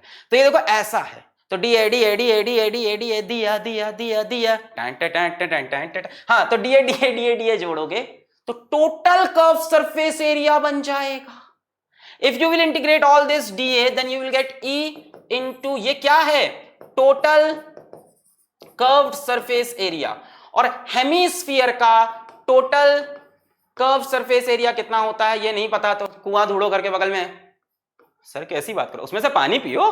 टोटल कर्व सरफेस एरिया होगा बच्चों 2 पाई आर स्क्वायर। स्फीयर का टोटल एरिया कितना होता है 4 पाई आर स्क्वायर, तो आधे का कितना होगा 2 पाई आर स्क्वायर। कई गधे लोग बोल रहे हैं इसका भी एरिया जोड़ लेते हैं पाई आर स्क्वायर, काहे भैया, बोल रखा है कर्व सरफेस।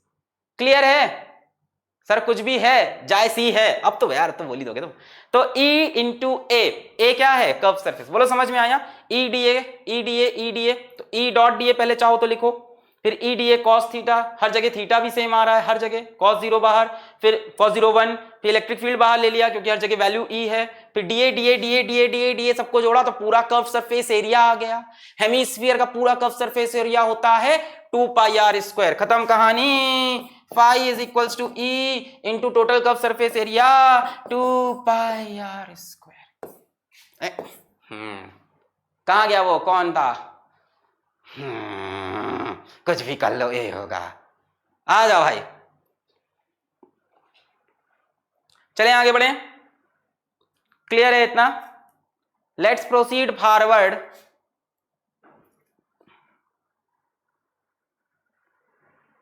वॉल्यूम भी वेक्टर क्वांटिटी है क्या, अरे यहीं फंसे हुए हैं, मैंने पहले ही सी बोला था। Srishti Gupta you are very correct, है ना, हम गॉट इट कंप्लीटली। शाश्वत मिश्रा, तुम लोग तो एक बढ़िया सवाल था। अरे सवाल अभी आगे देखो, बढ़िया ये नहीं है, अभी आगे देखो आज का सवाल।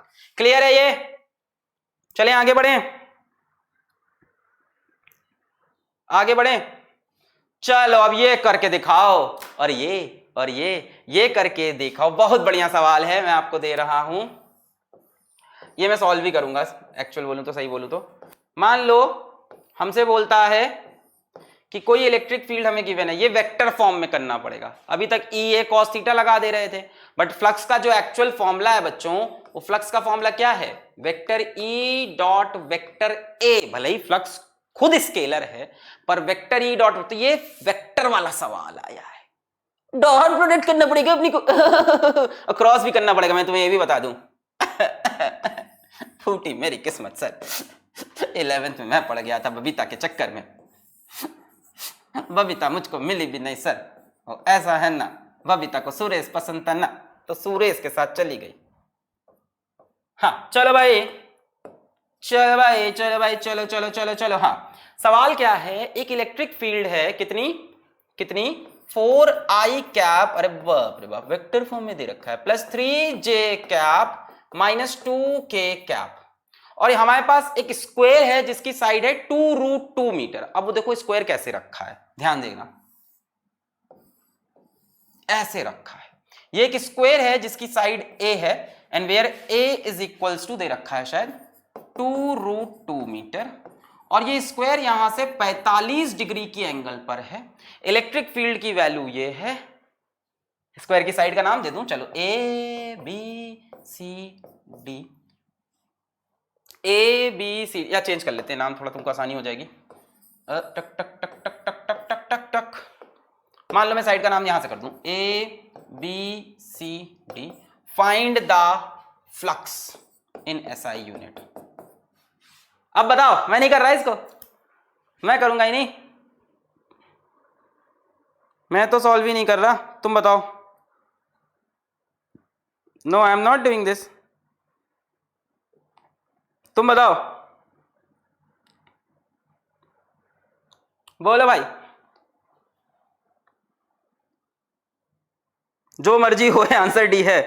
ऐसा हर बार होगा कि वो परपेंडिकुलर होगा, नहीं ऐसा मैक्सिमम टाइम होगा ऐसा, या तो थीटा 90 निकलता है ईडीए में, या तो 0, या तो 180 निकलता है, यही वैल्यूज निकलती हैं। प्लीज कर दो, ऐसे सर किए दीजिए, करो करते हैं बच्चों। ध्यान से सुनो, इस स्क्वायर की साइड कितनी है। अच्छा इसमें एक बात बताओ, इस फॉर्मूले के लिए तुमको इलेक्ट्रिक फील्ड भी वेक्टर फॉर्म में चाहिए, एरिया भी वेक्टर, तभी ये सवाल बनेगा। इलेक्ट्रिक फील्ड तो वेक्टर फॉर्म में है, हमको क्या चाहिए, एरिया वेक्टर चाहिए। इलेक्ट्रिक फील्ड वेक्टर अपने पास है, अगर एरिया वेक्टर भी अपने पास हो तो अपन E vector dot A vector करके सवाल को उड़ा देंगे। अब एरिया वेक्टर कैसे निकलेगा, मैंने बताया था स्क्वायर वगैरह का एरिया वेक्टर निकालने का तरीका। क्या करो, किसी भी दो साइड का क्रॉस, सवाल भाई शुरुआत में कुछ बताया था भूल गए उसको, किसी भी दो साइड का क्रॉस कर दो, तो मैं कर दूंगा A B cross A D. ये क्या निकाल रहा हूं मैं, एरिया वेक्टर, क्योंकि अपने पास इलेक्ट्रिक फील्ड वेक्टर है। अगर एरिया वेक्टर भी मिल जाए तो ई वेक्टर डॉट ए वेक्टर कर देंगे, डॉट प्रोडक्ट, डॉट करना आता है अपने को, आई को आई से मल्टीप्लाई, जे को जे से, के को के से। एरिया वेक्टर कैसे निकलेगा, A B cross A D. Square के बारे में क्या इंफॉर्मेशन है कि इसकी साइड है 2√2 मीटर। बच्चों मतलब ये लेंथ कितनी होगी, 2√2 मीटर। अच्छा, ये हमारा एक्स एक्सिस है, ये हमारा जेड एक्सिस है, ये हमारा वाई एक्सिस है, ठीक है। अब मुझे बताओ कि अगर ये लेंथ 2√2 है तो डी पॉइंट के कोऑर्डिनेट्स क्या होंगे। डी पॉइंट का एक्स कोऑर्डिनेट कितना है, 0। वाई कोऑर्डिनेट कितना है, ऊपर कितना चले, 2√2, तो वाई हो गया 2√2। और जेड कोऑर्डिनेट कितना है डी का, 0, भाई जेड में भी नहीं चले, 0, तो डी का कोऑर्डिनेट मिल गया 0, 2√2, 0। इसी तरह से मैं ए का कोऑर्डिनेट पूछूं तो ए तो ओरिजिन पे है 0, 0, 0। डी का कोऑर्डिनेट क्लियर है, साइड कितनी है 2√2, किस में चले, वाई में, एक्स में 0 रहे, जेड में 0, यहां ओरिजिन है 0, 0, 0। अगर बी की बात करें बच्चों, ये लेंथ कितनी है, ये लेंथ है 2√2। अच्छा, अब हमें बी के कोऑर्डिनेट चाहिए, तो बी का एक्स कोऑर्डिनेट क्या ये होगा, भाई यही वैल्यू तो बी का एक्स बनेगी। 2√2 का इधर कंपोनेंट कितना जाएगा, थोड़ा दिमाग लगाना पड़ेगा, बढ़िया सवाल दिया है। 2√2 का इधर कंपोनेंट कितना जाएगा, 2√2 cos 45। cos 45 कितना होता है, 1/√2, यानी 2√2 इंटू 1/√2, √2 मर गया। नहीं समझे, हम ये कह रहे हैं कि आराम से, हम ये कह रहे हैं कि ये कितना है, क्या ये निकाला जा सकता है, इसका कंपोनेंट होगा कितना, 2√2 cos 45। cos 45 क्या होता है, 1/√2, तो 1/√2 इंटू √2 मर गया। मतलब ये कितनी लेंथ हुई, 2, यानी बी का एक्स कोऑर्डिनेट हो गया 2। बोलो आया ये, हाँ 2,0,2, वेरी गुड वेरी गुड। भाई हमने बोला ये 2√2 है, इसका इधर कंपोनेंट 2√2 cos 45 एक्स में, cos 45 इज 1/√2, 1/√2 से √2 मर गया, 2 बचा, तो x में तो 2 है, y में कितना है, 0 है भैया, एक्स जेड प्लेन में दिखाई पड़ रहा है ये लाइन, y तो इसका 0, y में कुछ है क्या इसकी वैल्यू, b पॉइंट की y कोऑर्डिनेट कितना होगा, 0, देखो ना y इज इक्वल टू 0। अब z की बात आई, z ये है, क्या हमें z के लिए इसका कंपोनेंट इसके ऊपर लेना पड़ेगा, ये बच्चों ये एंगल 45, तो क्या ये भी 45 होगा, यानी इधर कंपोनेंट फिर आएगा 2√2 cos 45। cos 45 इज अगेन 1/√2, √2 से √2 मर गया, यानी इसका z कोऑर्डिनेट भी कितना आ रहा, इसका z कोऑर्डिनेट भी 2 आ रहा। बोलो आया, 45 हमने दे रखा था, 45 एंगल कैसे है, 45 हमने दे रखा था, थोड़ा स्लो चलो, तो स्लो ही चल रहे हैं, हमने बोल रखा था ये 45 पे है। अभी किसी ने आज क्लास की शुरुआत में बोला था ना कि अगर XY प्लेन से एरिया किसी एंगल पे हो, किसी ने बोला था, आज ही तो लिखा था XY से किसी एंगल पे हो, तो एंगल पे डाल दिया मैंने। नोट्स एंड डीपीपी के जिसको प्रॉब्लम हो नीचे सब चल रहा है, वहां पढ़ो, नोट्स एंड डीपीपी के लिए मेल करो होप्स अलाइव 406 पे। हाँ ये एक्सक्लूसिव है। सर 45 कैसे, अरे 45 मैंने दिया है, कैसे पता चला, क्या मैंने दिया है 45, सवाल ने दिया था, साले तभी से पूछ रहे थे कि एक कहाँ गया, इसको तो मैं पढ़ रहा था जानबूझ के, साले तभी से पूछा, पैसा दिया अपन 999, साला बताता नहीं है। हाँ सो 45 हो गया भाई, 45 दे रखा था, अब बोल रहे हैं ये वाला 45, अरे भैया एक्स एक्सिस और जेड एक्सिस में 90 डिग्री का एंगल होता है, अगर ये एंगल 45 तो बचा हुआ भी 45।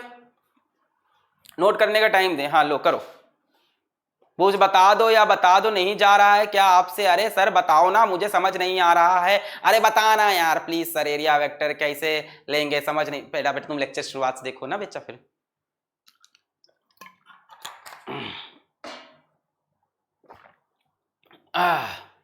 क्यों दिए, अरे भाई सवाल बोल रहा क्यों 45 दिए, सवाल ना बनाए, छोड़ दें, सवाल ही बनाना छोड़ दें, तुमको हलवा क्वेश्चन दे दे चिपका के एकदम XY प्लेन में, बढ़िया सवाल बनाया हमने इसलिए 45 दे रखा था। तो भाई ये 2√2 साइड थी, यहां तो समझ में आ गया 0 2√2। इधर का क्या मिला, बोला 2√2, इधर कंपोनेंट 2√2 cos 45, इधर 2√2 cos 45, यानी ये भी हो गया cos 45 1/√2 कट गया, तो इसका x कंपोनेंट भी 2 आ गया और इसका z कंपोनेंट भी, ये √2 कैंसिल 2 आ गया, और इसका y कंपोनेंट 0 हो गया बच्चों। क्यों? क्योंकि y में है नहीं। अब आप निकाल सकते हो ab वेक्टर और ad वेक्टर। अब बहुत आसान है, ध्यान से बताओ। ab वेक्टर बताओ मेरे को, अब ab वेक्टर छोटा बन गया, ए बी वेक्टर बताएं सभी लोग। ए बी वेक्टर की वैल्यू मेरे को बताएंगे। ए बी वेक्टर किसने लिख दी अब तक स्क्रीन पे? ए बी वेक्टर कुछ भी कर लो, डी ही होगा। Let's wrap up. आज 9 बजे से पहले रैप अप नहीं होगा, शेड्यूल लगा हुआ था।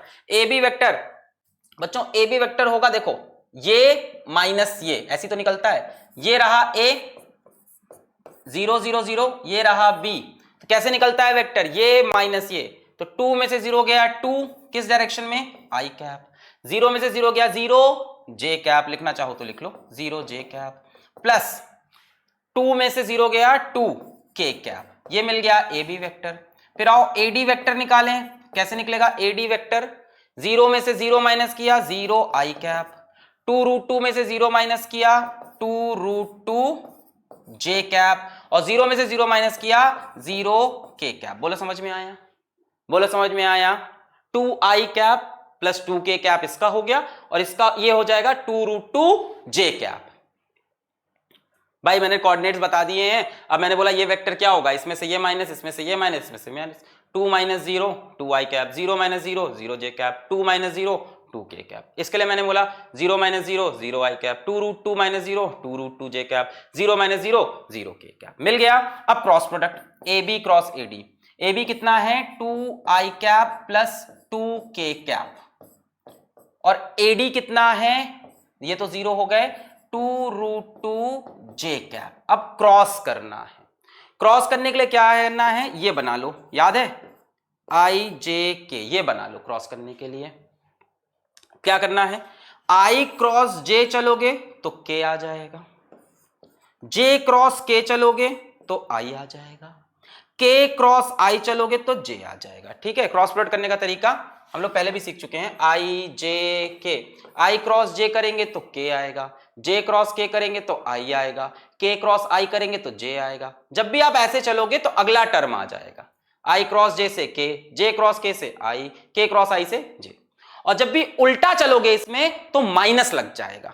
मान लो उल्टा चले, एक तो सीधा डायरेक्शन है ये आई से जे, जे से के, ये चलोगे तो अगला टर्म आ जाएगा, और उल्टा चलोगे तो माइनस के साथ। जैसे मान लो जे क्रॉस आई माइनस के, आई क्रॉस के माइनस जे, ऐसे आ जाओ। अब यहां पे मल्टीप्लाई करते हैं, क्या है ए बी वेक्टर क्या है 2 I cap plus 2 K cap, A D vector क्या है 2√2 जे कैप। तो पहले 2 को इससे मल्टीप्लाई करो, 2 2 4 √2 आई क्रॉस जे, आई क्रॉस जे क्या मिलेगा के कैप। चलो सही है। फिर इसको कर लिया मल्टीप्लाई, खत्म। 2 को मल्टीप्लाई किया 2 2 4 √2 के कैप। फिर कैसे हुआ आई क्रॉस जे के कैप, फिर 2k इंटू दिस, तो 2 2 4 √2, 2 2 4 √2 के क्रॉस जे। बच्चों के क्रॉस जे उल्टा चले, अपन जो साइकिल बनी उसके खिलाफ चलने लगे, के क्रॉस जे, अगला वाला आएगा माइनस साइन के साथ। अगर सीधा सीधा चलोगे तो अगला वाला आएगा प्लस के साथ, है ना। आई क्रॉस जे से के आएगा, जे क्रॉस के से आई आएगा, के क्रॉस आई से जे आएगा। अगर उल्टा चलोगे तो अगला वाला आएगा माइनस के साथ। यहां देखो के क्रॉस जे, के क्रॉस जे, उल्टा चले माइनस आई कैप, मिल गया एरिया वेक्टर आपको। अब आपके पास भैया इलेक्ट्रिक फील्ड वेक्टर है, एरिया वेक्टर है, सवाल को उड़ा दो। डिटर्मिनेंट करने की कोई जरूरत नहीं, कोई जरूरत नहीं डिटर्मिनेंट। कई लोग कह रहे हैं डिटर्मिनेंट करना है, कोई जरूरत नहीं। 1.5 घंटे से ज्यादा क्यों देते हैं? क्योंकि मैं पढ़ाता हूं। डीपी में बोर्ड के क्वेश्चन मार्क कर दो, ठीक है कर देंगे। भैया हमने कहा आई क्रॉस जे, के कैप आ गया वहां से आई क्रॉस जे, और के क्रॉस जे माइनस आई कैप आ गया। अब एरिया वेक्टर भी है, इलेक्ट्रिक फील्ड वेक्टर भी है, अब सिर्फ डॉट करना है अपने को, तो डॉट कर दो। अगले पेज पे चलें क्या? भाई डॉट में क्या करते हैं, इसको इससे डॉट करो, आई वाले को आई से मल्टीप्लाई करो, जे वाले को जे से मल्टीप्लाई करो, के वाले को के से करो। कई लोग बताने लग गए ए डी डी डी, हाँ डी ऑप्शन सही है। कई लोग बताने लग गए ए डी डी डी, क्या बता रहा हूं, आई वाले को आई से मल्टीप्लाई करो, जे वाले को जे से मल्टीप्लाई करो, के वाले को के से करो, आंसर मिल जाएगा। 4i, भाई क्या निकालना है अपने को, फ्लक्स निकालना है। What we need to find out, we need to find out electric flux. तो फ्लक्स का फॉर्मूला अपने पास है vector E dot vector A. तो यहां से जो आई का टर्म है और यहां का जो आई का टर्म है मल्टीप्लाई कर दो, बस इतना ही होता है डॉट में। ई वेक्टर डॉट ए वेक्टर, यहां का आई का टर्म वहां का आई का टर्म, यहां में आई में है 4, यहां आई में है 4 रूट 2 माइनस में, तो 4 इंटू 4 रूट 2 किस में, माइनस में, ये हो गया। फिर यहां के जे को यहां के जे से मल्टीप्लाई करो, यहां 3j, यहां कोई जे नहीं, 0j, तो 0 हो जाएगा ये, तो प्लस 3 इंटू 0। नहीं समझ है, डॉट प्रोडक्ट करने का तरीका, आई को आई से मल्टीप्लाई, जे को जे से मल्टीप्लाई, के को के से मल्टीप्लाई।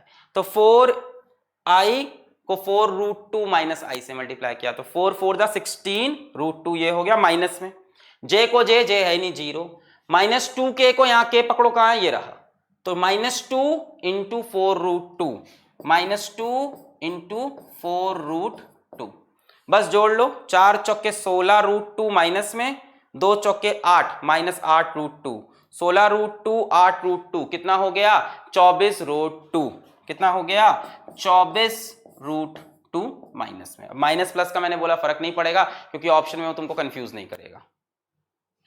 क्लियर है, डॉट प्रोडक्ट कैसे लेते हैं, आई वाले को आई से मल्टीप्लाई किया, 4 इंटू 4 रूट 2 माइनस में, कितना हो गया -16 रूट 2, जे वाले को जे से मल्टीप्लाई किया, कुछ जे है ही नहीं 0, माइनस के वाले को के से, तो -2 को 4 रूट 2 से, 2 4 8 रूट 2, -8 रूट 2, मिलाकर कितना हो गया -24 रूट 2। माइनस प्लस में देखो वो कंफ्यूज नहीं करेगा, एक ही ऑप्शन देगा। क्लियर है, आगे बढ़ते हैं। बढ़िया सवाल, हिल गए एकदम, स्प्राइट क्लियर है, हिल गए कि नहीं भाई, अब पूछो क्या डिफरेंट है। एक्सक्लूसिव सवाल लेके आएंगे भाई, आगे बढ़े,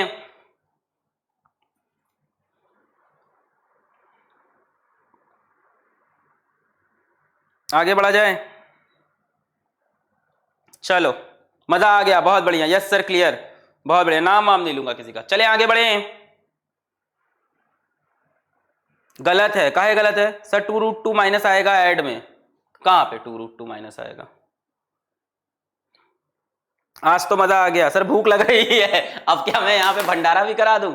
ये 100% सही किया है, कोई गलती नहीं है इसमें। अब हो सकता हो किसी ने क्रॉस में AD क्रॉस AB कर दिया हो, तो उसका आंसर भी सही आएगा क्योंकि यहाँ माइनस प्लस में गलत नहीं होगा। बस यहाँ दम इसमें था कि ये 45, ये 2 रूट 2, तो इसका कोऑर्डिनेट लिखना, इसका कोऑर्डिनेट लिखना। आगे बढ़ते हैं, चलो आगे बढ़ते हैं, 1 2 3। How to see these videos on desktop, बहुत जल्दी वेबसाइट आ जाएगी तो आप डेस्कटॉप पे देख लोगे, इसी का वेबसाइट वर्जन, बहुत ही जल्दी वर्क चल रहा है। चल, find flux through each face of cube, also calculate phi net flux through cube. ये एक मान लो हमारे पास क्यूब है, यहां मान लो हमारे पास एक क्यूब है, यहां मान लो हमारे पास एक क्यूब है, इस क्यूब की साइड है मान लो A, इसकी साइड है मान लो A, और इलेक्ट्रिक फील्ड मान लो जा रही ऐसे, इलेक्ट्रिक फील्ड जा रही ऐसे, ठीक है।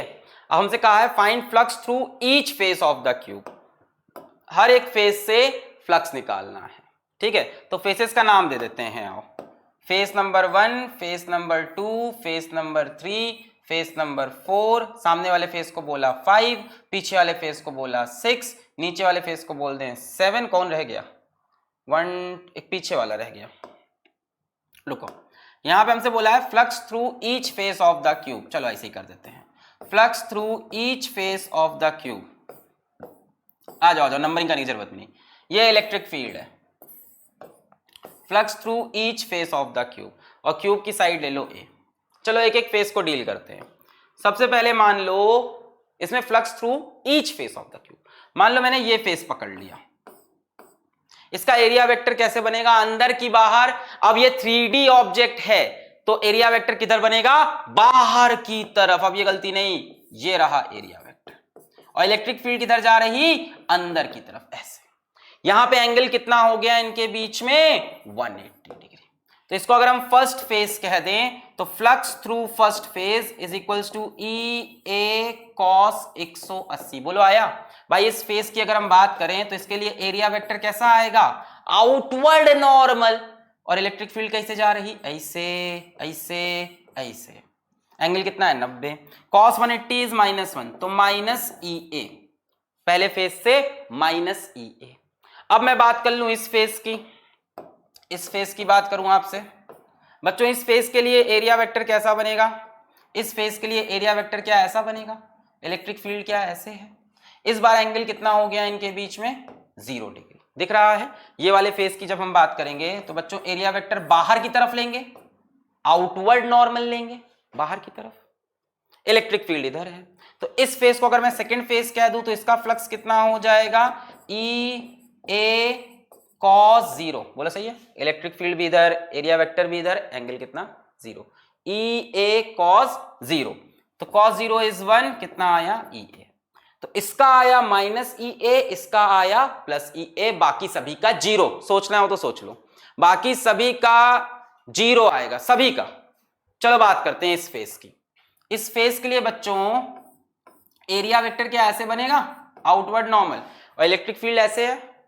तो एरिया वेक्टर इलेक्ट्रिक फील्ड में एंगल 90, कॉस 90 0, सबका सबका। यह सामने वाला फेस देखो, सामने वाला फेस, एरिया वेक्टर बाहर, इलेक्ट्रिक फील्ड ऐसे, एंगल कितना 90, कॉस 90 0। कोई भी नीचे वाला फेस देखो, बेस वाला फेस, नीचे वाला फेस, नीचे वाले फेस के लिए एरिया वेक्टर अंदर की बाहर, बाहर की तरफ ऐसे, मतलब नीचे की तरफ, इलेक्ट्रिक फील्ड ऐसे, एंगल कितना 90। पीछे वाला फेस देखो, पीछे पीछे देखो, पीछे पीछे वाला फेस पे आए, पीछे वाले फेस में आए, एरिया वेक्टर बाहर, एरिया वेक्टर भाई पीछे वाला जो फेस है उसका एरिया वेक्टर ऐसे होगा बाहर की तरफ, और इलेक्ट्रिक फील्ड ऐसे, एंगल कितना 90, कॉस 90। इसके सिवा किसी भी फेस का फ्लक्स देखोगे 0। तो यहां पे लिख सकते हो flux through remaining faces is equals to 0। बाकी सभी रिमेनिंग फेसेस का फ्लक्स 0 हो जाएगा। तो माइनस ई ए और ई ए। फिर क्या पूछा है, also calculate net flux through the cube, also calculate net flux through cube, also calculate net flux through cube. बच्चों नेट फ्लक्स क्या होगा, फ्लक्स स्केलर क्वांटिटी है, सारे फ्लक्स को जोड़ दो। तो भाई इसका फ्लक्स माइनस ई ए, इसका ई ए, बाकी सभी का 0, बाकी सभी का 0 है। समझ में आ रहा है सर, सारे यूट्यूब से उठा ले, अरे पागल है क्या, पिछले क्वेश्चन नहीं किया, पहले आया। हाँ तो क्या बोल रहा था मैं, ये zig zig zig zig zig, हाँ तो क्या बोल रहा था, इसका कितना होगा, एरिया वेक्टर बाहर, इलेक्ट्रिक फील्ड अंदर, माइनस ई ए, इसका ई ए, माइनस ई ए, बाकी सभी का 0। तो अगर नेट फ्लक्स में निकालना चाहूं, नेट फ्लक्स बताओ, माइनस ई ए, सबको जोड़ा कितना आया, 0। बच्चों ये 0 आना भी था, जरा सोच के देखो, ये एक क्यूब है, जितना फ्लक्स अंदर घुसा उतना फ्लक्स बाहर निकल गया, नेट फ्लक्स 0, कुछ बचा ही नहीं इसके अंदर। जितना फ्लक्स इधर से अंदर आया, उधर का फ्लक्स इधर से बाहर चला गया। ऐसा होगा 3D सरफेसेस में, 2D में ऐसा मत सोचना, क्लोज सरफेस में ऐसा होगा, क्योंकि वहां पे आउटवर्ड नॉर्मल ले रहे हो। वही इलेक्ट्रिक फील्ड थी, इधर इधर इधर इधर, इधर का फ्लक्स इधर के फ्लक्स को काट देगा। क्लियर है, क्लियर है। Net flux will be 0। क्यों 0 हुआ, इधर का माइनस एरिया वेक्टर इधर, इलेक्ट्रिक फील्ड अंदर 180, cos 180 इज -1, इधर एरिया वेक्टर इधर, electric field, area vector outward normal 0, cos 0 is 1। बाकी सभी के लिए थीटा कितना है 90 degree. Flux through remaining faces is 0 because theta is equals to 90 for all remaining faces. Net flux 0। आगे बढ़ते हैं। हमारे पास एक सिलेंडर है, सेम कहानी एकदम। हमारे पास एक सिलेंडर है और इलेक्ट्रिक फील्ड ऐसे जा रही है, कितनी है, E is equals to E not J, मतलब इस तरफ इलेक्ट्रिक फील्ड ई नॉट है। और एक सिलेंडर है, सिलेंडर का रेडियस हमको बता रखा है R और सिलेंडर की लेंथ दे रखी है L। हमसे पूछा है फाइंड द फ्लक्स थ्रू 1 2, इसको बोला है 1, इसको बोला है 2 and curve surface of cylinder, सभी के थ्रू फ्लक्स निकालना है 1 2 एंड कर्व सरफेस के। बताओ बताओ किया जाए फ्लक्स थ्रू फर्स्ट सरफेस, बताओ भाई, ट्राई करो। अच्छा फ्लक्स थ्रू फर्स्ट सरफेस करो और उसके बाद नेट फ्लक्स भी बताना है, करो। सर डाउट क्या टेलीग्राम ग्रुप बना दो, यहां नहीं देख पाते हो इतने सारे बच्चों की वजह से प्लीज। हाँ ठीक है, क्रिएट करके कल अनाउंस कर देंगे। आ जाओ फ्लक्स थ्रू फर्स्ट सरफेस। भाई यहां पे अगर मैं सरफेस को देखूं तो एरिया वेक्टर इधर आएगा, आउटवर्ड नॉर्मल बाहर की तरफ, और इलेक्ट्रिक फील्ड किससे जा रही है, अंदर की तरफ। यानी यहां पे थीटा कितना हो गया 180 डिग्री, यानी ई ए कॉस 180, ई को लग दिया ई नॉट, एरिया की जगह क्या रख देंगे pi are square, cos 180 is -1, तो minus E naught pi are square, ये आ गया फर्स्ट के थ्रू। अगर हम सेकंड पे पहुंचे बच्चों, यहां एरिया वेक्टर कैसे बनेगा, आउटवर्ड नॉर्मल, बाहर की तरफ नॉर्मल बनेगा ऐसे। यहां एंगल कितना हो गया 0 डिग्री, तो सेकंड सरफेस की वजह से, ये रहा सेकंड सरफेस, सेकंड फेस की वजह से फ्लक्स कितना होगा ई ए कॉस 0, कॉस 0 इज 1, कितना आ गया ई ए।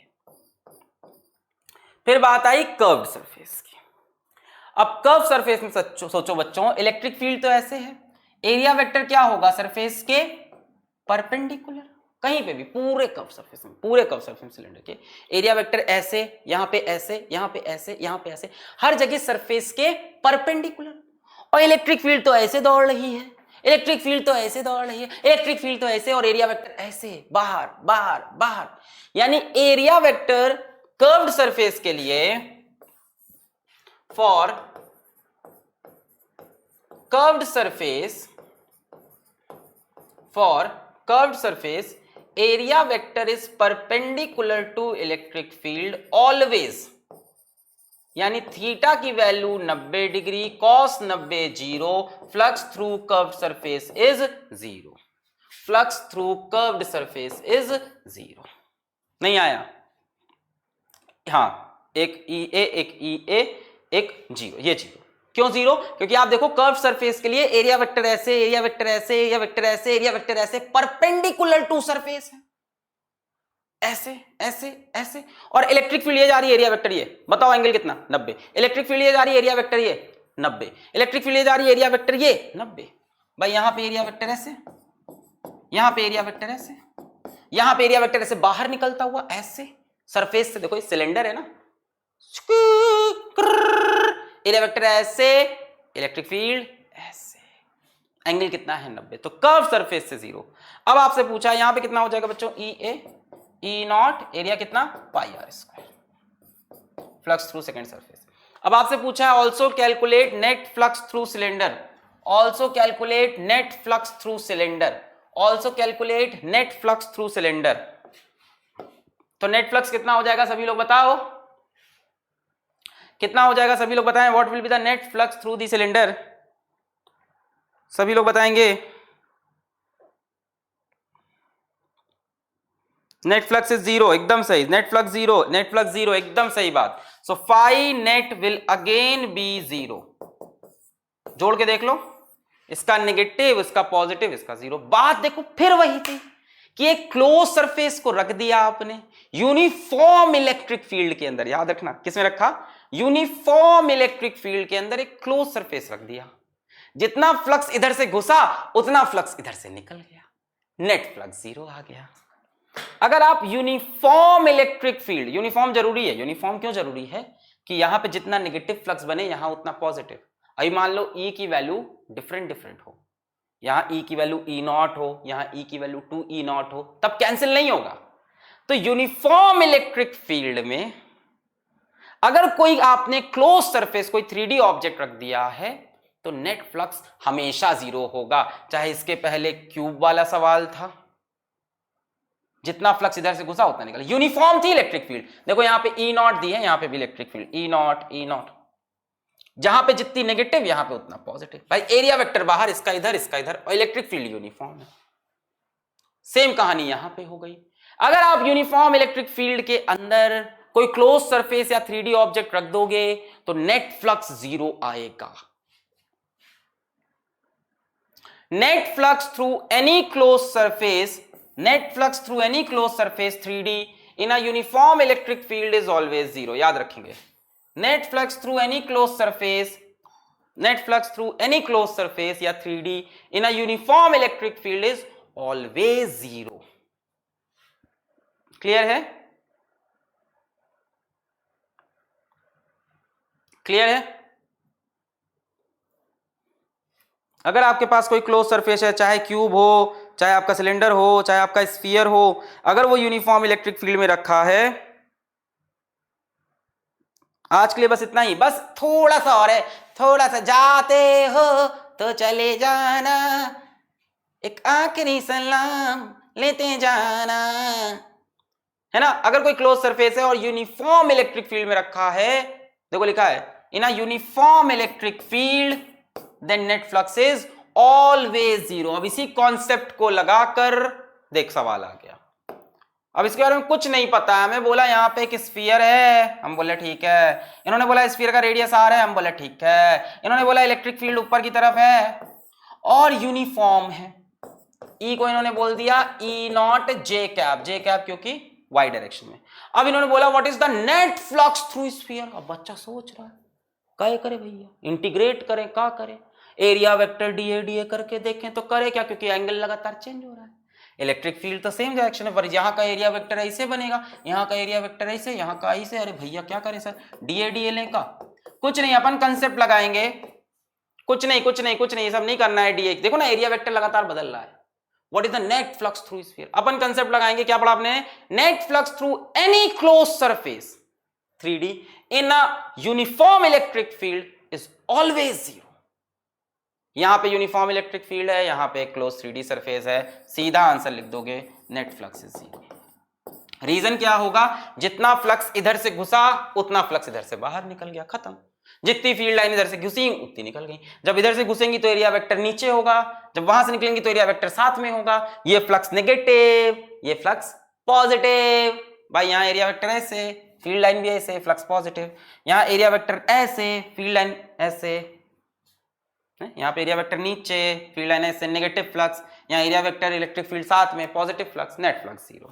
तो इसमें कैलकुलेशन नहीं करना है कि dA लेके कैलकुलेशन करें। आ गया? आगे बढ़े? क्लियर है एकदम? बहुत बढ़िया, लेट्स प्रोसीड। ये लाइन याद रखना, पर इसमें एक चीज याद रखना, एक क्लिक है इस लाइन का। क्या? Uniform electric field. Non uniform में ये खेल मत खेल देना। यूनिफॉर्म इलेक्ट्रिक फील्ड, जितनी यहां पे इलेक्ट्रिक फील्ड की वैल्यू है उतनी ही ऊपर है, तो यहां जितना नेगेटिव फ्लक्स बनेगा यहां उतना ही पॉजिटिव फ्लक्स बनेगा। आखिरी सवाल कर लेते हैं। Find the flux of electric field entering the sphere. बताओ, ये बताओ, यहीं पे सवाल को कर रहे हैं समाप्त, क्लास को समाप्त कर देंगे। देखो इसके बाद क्या है। हाँ ठीक है, लास्ट वाला क्वेश्चन होमवर्क देंगे। अब बताओ भाई, आखिरी सवाल का उत्तर सभी लोग बताएं। बबीता मरने वाली है, बट सर भूख लग रही है। क्या क्या लिखा है? I am also from. Sir आज के लिए बस कर रहे हैं, बस। हर्ष जैसवानी, लास्ट सवाल। वीडियो क्वालिटी कल की तरह नहीं आ रही, मैं बात करूंगा, अदरवाइज अब अभी 2 घंटे का वेट कर लीजिएगा, इसका वीडियो क्वालिटी इंप्रूव हो जाएगा। बताओ,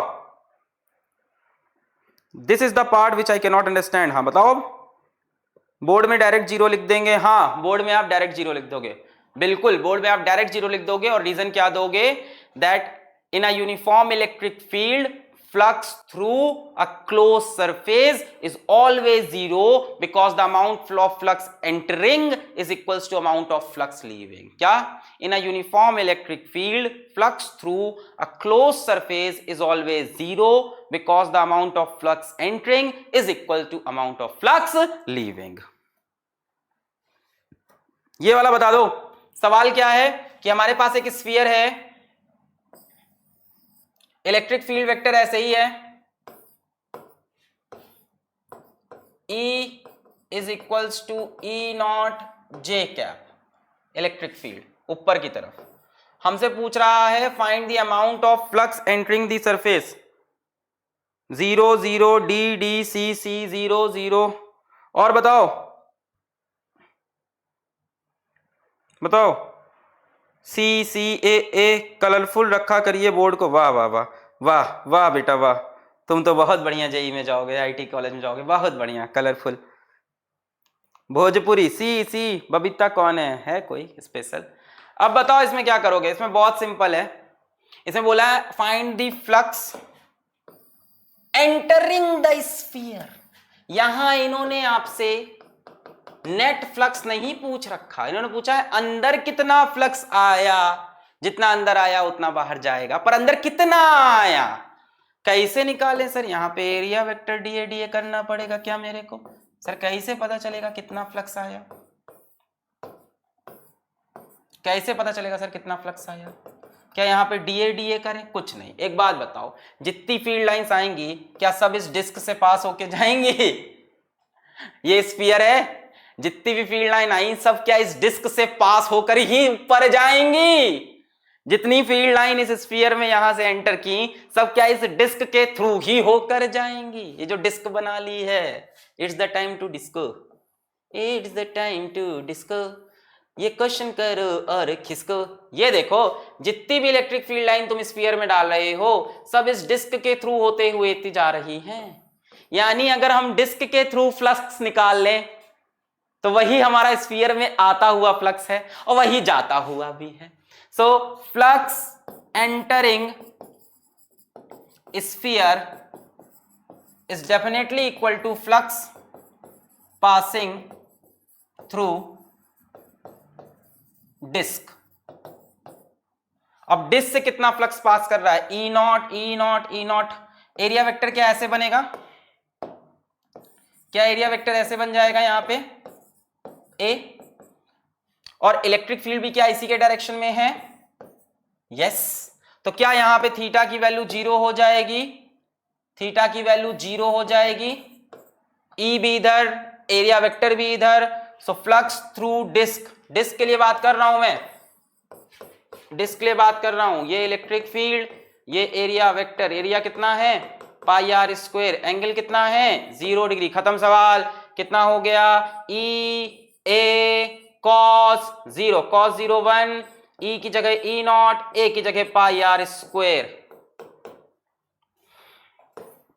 क्लियर? क्लियर? सभी को क्लियर? क्लियर है सभी को? आखिरी सवाल मैं आपके लिए होमवर्क में लेके आया हूं, ऐसे सोचा था मैंने कराने को, बट आप खुद से करना, खुद से ट्राई करना। जिस दिन डीपीपी डिस्कस करेंगे कोशिश करेंगे उस दिन लेने की। आगे बढ़े। चलो ये लास्ट सवाल है। Find the flux of electric field linked with a disc of radius R. ये एक डिस्क है जिसका रेडियस आर है, इसमें से आपको फ्लक्स बताना है। If a point charge Q is kept on the axis of disk at a distance x from it, एक प्लस Q रखा है x डिस्टेंस पे डिस्क से और डिस्क का रेडियस r है, आपको इससे निकलता हुआ फ्लक्स बताना है। अब बच्चों इलेक्ट्रिक फील्ड नहीं दी आपको, बिना इलेक्ट्रिक फील्ड दिए कहानी बढ़ानी है, तो इसमें क्या करना होगा मैं बता दे रहा हूं।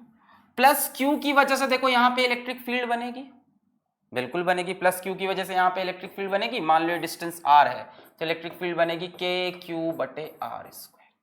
और एक बात और है कि इस पूरे डिस्क के लिए इलेक्ट्रिक फील्ड वेरिएबल होगी। भाई यहाँ पे देखो इलेक्ट्रिक फील्ड की वैल्यू अलग है, यहाँ पे इलेक्ट्रिक फील्ड की वैल्यू अलग होगी, यहाँ पे इलेक्ट्रिक फील्ड की वैल्यू अलग, क्योंकि R की वैल्यू देखो चेंज हो रही है, R की वैल्यू चेंज, यानी यहाँ पे कैसी इलेक्ट्रिक फील्ड आएगी?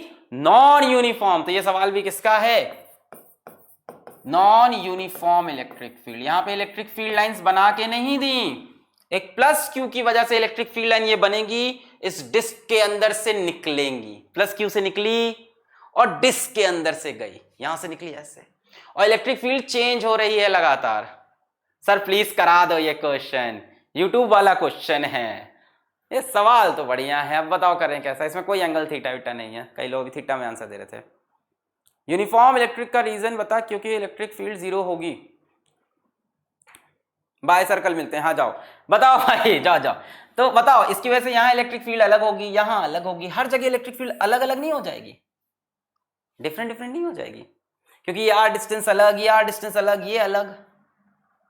तो यहां क्या करना होगा आपको, ऐसे सवाल में क्या करेंगे हम कि आप यहां से इस जगह पे आकर एक डीए वेक्टर, नॉन यूनिफॉर्म में क्या करते हैं भाई, नॉन यूनिफॉर्म का तरीका क्या है, नॉन यूनिफॉर्म का तरीका क्या है, डी फाई निकाल लो।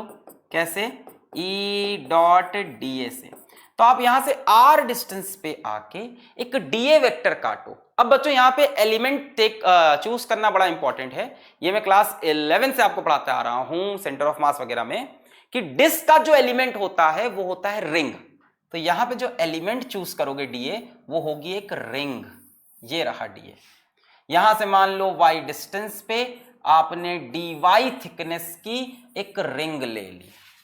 जो डीए है वो क्या है, एलिमेंटल एरिया। वो डिस्क के लिए क्या लेना पड़ता है, रिंग लेना पड़ता है। तो हमने यहां आके एक रिंग ले ली, जैसे स्फीयर के लिए हम लेते हैं शेल, इसके लिए हमने रिंग ले ली, यहां पे एक रिंग बना ली।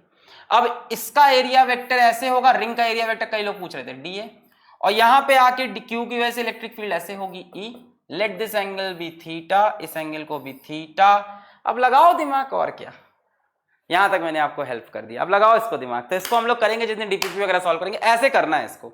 ई डॉट डीए कर लो, डी फाई निकाल लो, डी फाई कितना हो गया, ई डीए कॉस थीटा। बच्चों ई कितना होगा वहां पे, के क्यू बटे आर स्क्वायर, कॉस थीटा की वैल्यू बोलो, बेस अपॉन हाइपोटेन्यूज एक्स बटे R multiplied by D A. D A भी निकाल सकते हो बच्चों, इसको लेके यहां पे स्ट्रेच कर लो, हो गया है क्वेश्चन। इसको लेके यहां पे खोल दो, ये डीए बन गया। ये लेंथ कितनी हो जाएगी, 2 पाई वाई, और ये कितना है, डी वाई। भाई इसको खोलोगे तो ये सरकमफेरेंस के बराबर। तो करना है, ट्राई करना, हिंट काफी दे दिया है। आज का लेक्चर यहीं पे करते हैं समाप्त। कोशिश करूंगा डीपीपी 6 और डीपीपी 7 आज देर रात अपलोड करने की। पढ़ाई करते रहें। All the very best.